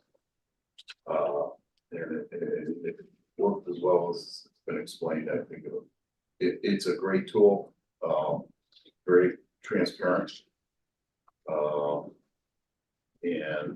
And will help, I think, keep the board and the public appraised of what's going on in the project. So thank you. The only comment I'm going to make, and I don't want to do it now because of the time, but sometime in the near future, when we have a project 2 on the agenda, is to have a conversation on change orders and the process and how the change orders will work. Because I don't think I remember a board meeting in project 1 where change orders were ever even discussed. That will change, but yes, I look forward to the discussion. Anything else? Two just suggestions, and these are just suggestions of things that we might want to add to the top navigation and additional pages. One would be I tend to respond more to pictures than numbers, and I think there are probably people in the community that respond more to pictures than numbers, and I wonder if a link to a repository of pictures, drone footage, student documentaries over the course of the project. So, and I don't know if that is more of a burden. I know that we're gonna have a lot of communications work around that as well, and so I'd love for us to think that through, if that's something we want to do, and if it is, if there's a better place for it than this dashboard. We could definitely link to it from, someplace on this page. I'm speaking up, just really quickly, because for the track and field project, we started every week putting out on our website and also through social media, Karen, correct? A video, and drone footage as we fly over that. I follow it closely. And it was very fun to see. So shout out to Drew Frederickson, who I dropped the idea of that, and he had so much fun doing it. He did it every week, which is exactly really what now we realize we want. So we can look at doing something. It's just another way of tracking the project. Right? Oh, it's so if this is something we want the public to transparent. use and come back to, and we're interested in being transparent. It's just another way of telling the story. Architectural drawings, visual drawings versus a photo of what's just been completed. The other thing I just raised this as a suggestion. I don't know how people feel about it. Is a tab that goes to funding source and what funding sources we're using, and over a period of time that's going to change. We're going to use different sources. We're going to draw down reserves at different points. We're going to make decisions about that. We haven't made decisions about that yet. We're going to make decisions about that timing of that over the next couple of years. So this might be the place to continue to be transparent about that. I don't know. We definitely can do a funding source to the total project. I would need to think if there is a way to do funding source, like what bid packages are paid out of what, because we may start with fund balance and then when the debt gets issued versus the donations, but there will inevitably be a time period where they all meld together in revenue. And I'll let me do some thinking on that and see what may be possible. And this will be a follow-up with both Tony and Greg, but one of our goals around dashboard was having a kind of public dashboard for all key metrics. I think this is really phenomenal, but figuring out how we might be pull in everything in a way, kind of one-stop shop or one place where everyone can see stuff. So, just sort of figuring out how do you pull it all together, right? Looking at other metrics that we track and things, because I want to make sure we are doing that broader piece, and it's a really important part of it. But there are other metrics in school performance that we want to try to get in one place or where people can link to it easily and see it quickly. You make the videos. Tony, I've sent you some, I've sent in some questions and some feedback, so I'm gonna repeat just one thing. I think, I'm focusing on first, the board being able to see this to know where we're at, okay? And then the community, great, but I want to know as a board member exactly where we are on this $102 million monster. And so I think the columns you've got lined out, I'm at the bottom, right? So one, I want to know what did we approve? And you've got it there between the budget and then what did we approve as a change, which Fred addressed. What are the bids? And then in terms of the actual dollars, now that's all approved, actual dollars, I keep coming, there's 3 buckets. 1, what did we already pay? Done and paid. 2, what is issued? I mean, we're working on it, they're doing the work, we owe them the money, right? But we haven't paid the bill, so it's in process. 3, what has not yet even been authorized to spend? And with a big project that lasts this long, there's that big piece of, we're on budget, whatever, but we still have $50 million that we haven't even said spend the money. So that's my 2 cents done. Yeah, Tony, we can talk offline about, you know, encumbrances and if we're able to bring those in, that might accomplish what he's talking about. Did you just talk to process? You know, I assume there's a couple of board members who have been assigned to this goal. I don't know if we're calling this the communications goal 1 or you're calling it facilities goal 1. It's both. Okay. You know, I think it's gonna be impossible for 7 of us to be chefing this thing. And this is so beta. I almost think you gotta work with the 2 board members who have been assigned to get yourself to a minimum viable product.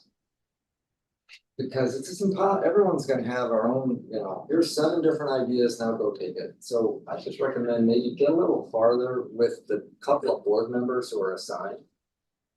And then we can all take a look at it. Because I just don't know how we're gonna do this process like this. Okay, that's very vital. All right, thank you, Tony. Thank you. Thanks, Zach. Okay, can I just turn it for a second? We're about to go to policy items, and so for that reason, I'm going to allow or encourage my team. Good night. Good night. Good night. You can all take off, okay? Unless you just really want to stay and chew on policy for a while. The policies for first reading. The first one, I think is quick, I'm just curious, within 160, the first one, that line about the graduation attire, was that added because there were like, people who had issues with it, that we specifically need to state it's okay to wear cultural items at graduation? This came from press, you know, from the state level. Okay, so it's not from somebody else. It's not specific to us, and we also found is going through this, that the current practices we have in place and or language we have in TEP is covering. That's kind of what I read, Exactly right. like, I was like, I'm pretty sure I saw students doing this last year, like, where was there an issue? Okay. And then my other question is on, 7 to 90, and it's just a question about this training. It looks like it's been amended to all district staff. Do we actually train like the custodial staff, et cetera, on this? We do, we need to add a portion of this to our safe schools training, which is a module, and it's, you know, it's kind of an online module that the folks go through, and so when we reviewed this one, Dr. Sanders said that she would add it to that for next year so that we're in compliance. Yeah, so I just wonder, I mean, it says they use the phrase teachers, administrators, and school support personnel, but for brevity, this material uses the phrase all district staff. And I don't know, I mean, to me, that means that all district staff needs something different than teachers, administrators, and school support personnel. Oh, it does. This is an expansion of the requirement. Okay. Yeah. Okay, thank you. Yep. Okay. Other questions? Tim? Comment on 7-190 student behavior, the AI technology. I don't care for how this is phrased. I think it's a blunt instrument. It's kind of a sledgehammer instead of a scalpel approach. My suggestion would be that this came from Plus, and it hasn't gone through the newly reconstituted policy committee with board members. We're going to have our first meeting next week. Yes. And my preference would be that we pull this particular provision from our vote and that we pass it through that committee for a more robust discussion and maybe a different phrasing. Yeah, that's great. No problem. On that same one. Yeah. On that same policy area. My question has to do with, in terms of artificial intelligence, is what kind of professional development are we doing with our faculty to identify and address the issue? Yeah, so that is, just to be clear, that is beyond, you know, the specific scope and purview of the policy, which I'm sure you recognize. However, Dr. Fiorenza has worked, that was named early on, I think back in September, October from the board as a potential, at one point, a potential goal for us. She has worked with, she's developed a committee and met with them several times to, including division heads, to figure out how we're gonna do exactly that, Fred, kind of operationalize this in the building. So we can report on that as that gets more finalized. But It's all being generated now, right? There's nothing you can look at to use as a model. Everyone is trying to That's- take it out, right? So That's exactly right. There are some really good ideas out there. It's not like we're staring into a void, but we're staring into a lot of noise that isn't formalized, that's really what we are. so the action is just gonna pull, I mean, we're not gonna even go through first read, we're just gonna pull that one at the. In 2 weeks from now, we won't bring it forward 2 weeks from now. Yeah, okay, that's fine. And then We have the liberty to do that's- that. Our choices are, we could go through first read and let the policy, I mean, and that's fine, what your suggestion was, so. Well, this is first read, and if there were no questions, we could do a separate vote. It's possible, I suppose, that we could be so satisfied with something the committee proposes next week that we're ready to go, but. There's no urgency. That's right. And so let's let our people do their work. Okay, And then- great. and there's also a question. Yeah. That the board has to answer in terms of the policy. We'll have a recommendation for that, so. All right, any other policy questions? Hearing none, I think we have, I'm on the wrong meeting. Future agenda items? Can I ask a question? This item that came up here tonight, discipline improvement plan, is that something that the board actually will act on next time? We are acting on it in about 3 minutes in the special meeting that we're about to enter into. Something I overlooked, and should have brought up when our guests were on the table is. This makes a huge deal out of, quote, a high rate of enrollment fraud as a primary cause. But 66 families only represents 2%. Those are just turned away. Only a third of those were even from Chicago. It attributes this enrollment fraud to Chicago. And if only 12 were successfully substantiated in terms of enrollment fraud, that's 0.3%. If we really want to say, or if we want to make such a big deal attributing a high rate of enrollment fraud as the reason, it's 100% valid that we serve a traumatized group. But why are we saying this? The whole, yeah, not sure. It's unnecessary, right? it does, it in no way invalidates the real and legitimate reasons. The last thing I would say. Yeah. It says worsening violence in the city of Chicago. Violence is bad in the city of Chicago, it is not worsening, it's at a 5-year low. So I'm just concerned, if we're gonna put our name to something, we should at least be factual. I hear those points, it's tough right now, right, for me to, it would be great if we still have a team here to discuss this. What's the? Apologize for that. No, no, I don't mean to bring it up for that purpose, I'm just saying, what's our course of action at this point? I guess that's what we need to discuss. An accurately written memo, and I apologize for not catching this soon, or bringing it up sooner. Is it,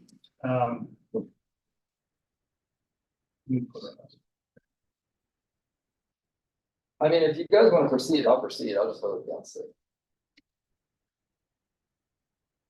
we could, Is there a due date? I mean, are we? we would need, we're supposed to get this into the state in February here. We could bring it back in 2 weeks, I suppose. I could contact the state, there was some discussion. We're gonna bring this back in 2 weeks and discuss it at that point. I can do that for sure. Well, I'm only 1/7 here, so the rest of the board wants to. I'd be for that as well, absolutely. So I'm gonna pile on this because I had asked some questions because in that report. It references, the general theme is the use of comparative and adjective words to, that are meant to be numbers like slight, high, more, significant, all those kind of words. And to me, when you use those words, there needs to be some comparative to say, if we say we have a high, that's higher than somebody else or higher than other standards. And I asked the question, do we have comparative districts? Because we're saying we have high or higher. If we're higher, then then it's like, so I'm following what you're saying, Graham, which is it's just making comparative statements to which we don't have data to support. So can we just put the numbers and be done? Good, sure. We can go back and take a look at this. We have Oh, bring it back. 87. We have 87. I wish I hadn't told them to leave. I wish Graham had raised his voice. Okay. And full disclosure, I mean, intended or not, it does feed into some of these overarching narratives of Chicago versus, the suburbs that we want to stay. I think we should stay away from without, a really good reason to be going there. This is a very fair discussion, and I think it's a good point. I think that in some ways, this report and how it was written was the juxtaposition of this with the conversations we've had recently about residency. I think caused us to kind of blend a little bit, and so it's not like Graham's point about the percentages, it's not significant enough that it needs to be included in this at all, right? Like, Right. So we can just drop that paragraph. So 2 weeks, we'll bring this back. We'll see. We'll see what the revisions are. We'll go back and take a look at if that's where the vote goes, because we still have this in a few minutes to actually vote on. Okay. So future agenda items. Okay, can I make a little more trouble here? So 2 weeks ago, we left at 8:30, and now we're at 23:15. Is there anything we can do, just kind of like a load balancing from our meeting, just to even it out a little more? May I? Please. So, I'm just gonna get keeping it personal, I'm gonna speak to my experiences over the past 7 years. Ending board meetings at this time was the norm, no matter whether it was called committee or discussion. One of the things that was and I'll let the two people who are on the board right now, or who had it on the board prior to me being hired, to kind of speak to this if they wish further, but one of the things that we wanted to focus on was trying to reduce the time for the board meetings down, and also add some clarity where it was missing between the purpose of a committee meeting and the regular board meeting. And so the approach that I took 2.5 years ago was to say, let's bring, unless it's a really hot discussion item, at one point we're gonna bring a strategic plan forward. We're gonna put that at a regular meeting because that's where that belongs. But if it's anything else that's really for discussion, the idea is to bring it here, chew on it at this pace, and then leave that regular meeting as a business meeting, right? Where the items that we've already discussed get voted on, or if there's a really hot thing that needs discussion, put it there. Anyway, that's a logic behind that, to add like purpose to the meetings, where possible, which had the side effect of creating the regular meetings that's a little bit more efficient than they had been previously. So there was just a logic behind it, I illustrate that. And I don't think we're gonna solve right now, but just food for thought. Yeah, but No, I was gonna say, Graham, I just think it's a fair point, as I think about some of the discussion, Greg, I mean, like, even we talked about the curriculum and understanding the report tonight, and the purpose of that versus like being for the broader evaluation. Yeah. So I think even if there are things that are kind of more informational or more interim kind of updates, perhaps how that's presented or how that's explained, the purpose of it. That's clear. Can also help with some of the conversation, right? Because there was questions that came up that will be answered when we have the broader, evaluation. So perhaps, we can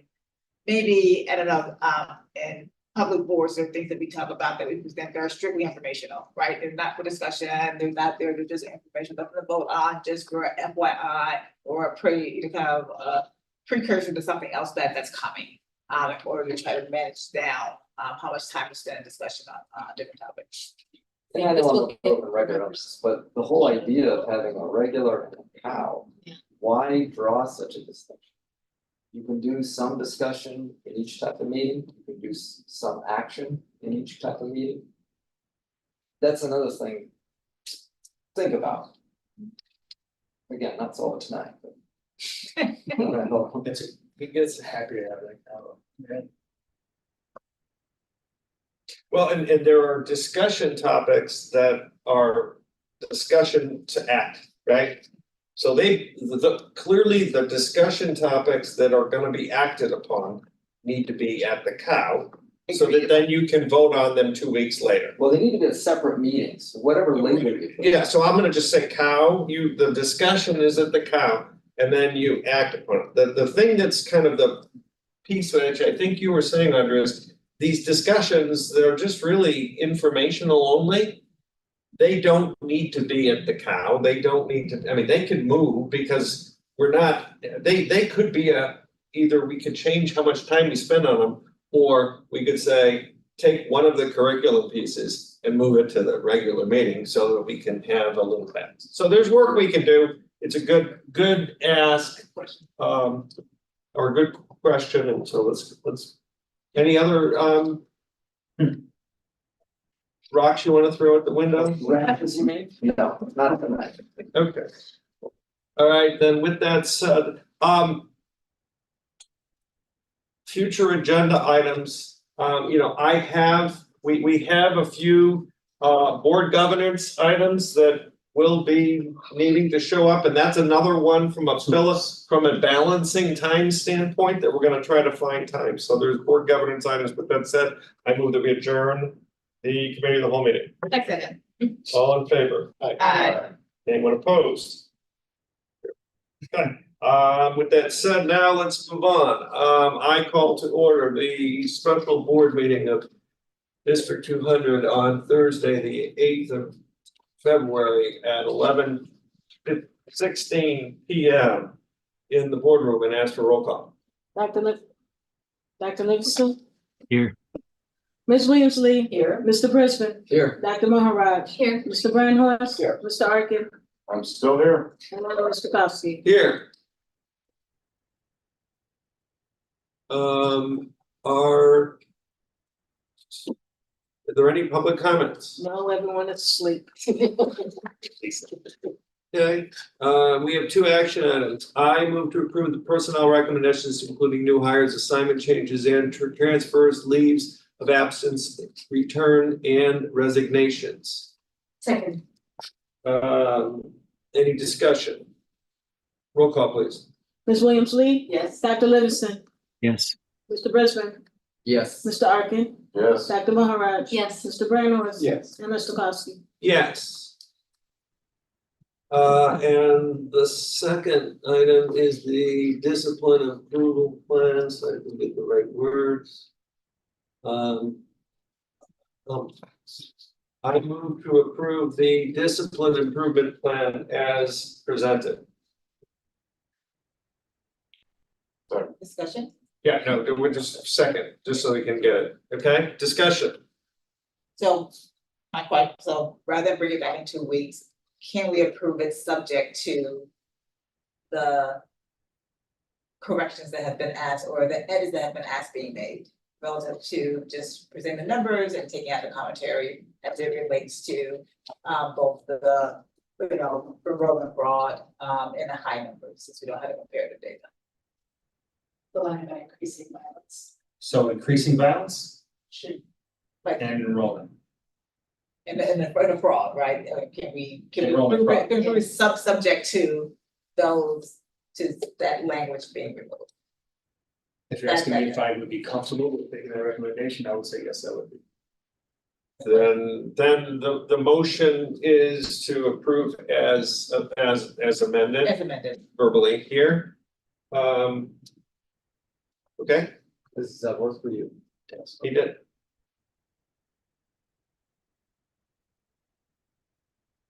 Okay, any roll call, please? Mr. Arkin, Yes. Ms. Williams-Lee. Yes. Dr. Livingston, Yes. Dr. Maharaj. Yes. Mr. Brandhorst. Yes. Mr. Brisbane, Yes. and Mr. Kowski. Yes, the motion passes as amended, and with that said, do we have any new future items, Mr. Brisbane? Huh? No. Last minute. Thanks for asking. Last minute Graham, we're gonna give him Brandon. Okay, I move to adjourn. the Second. Oh, sorry. That's fine, that's good. All in favor? Aye. Aye. All opposed? No.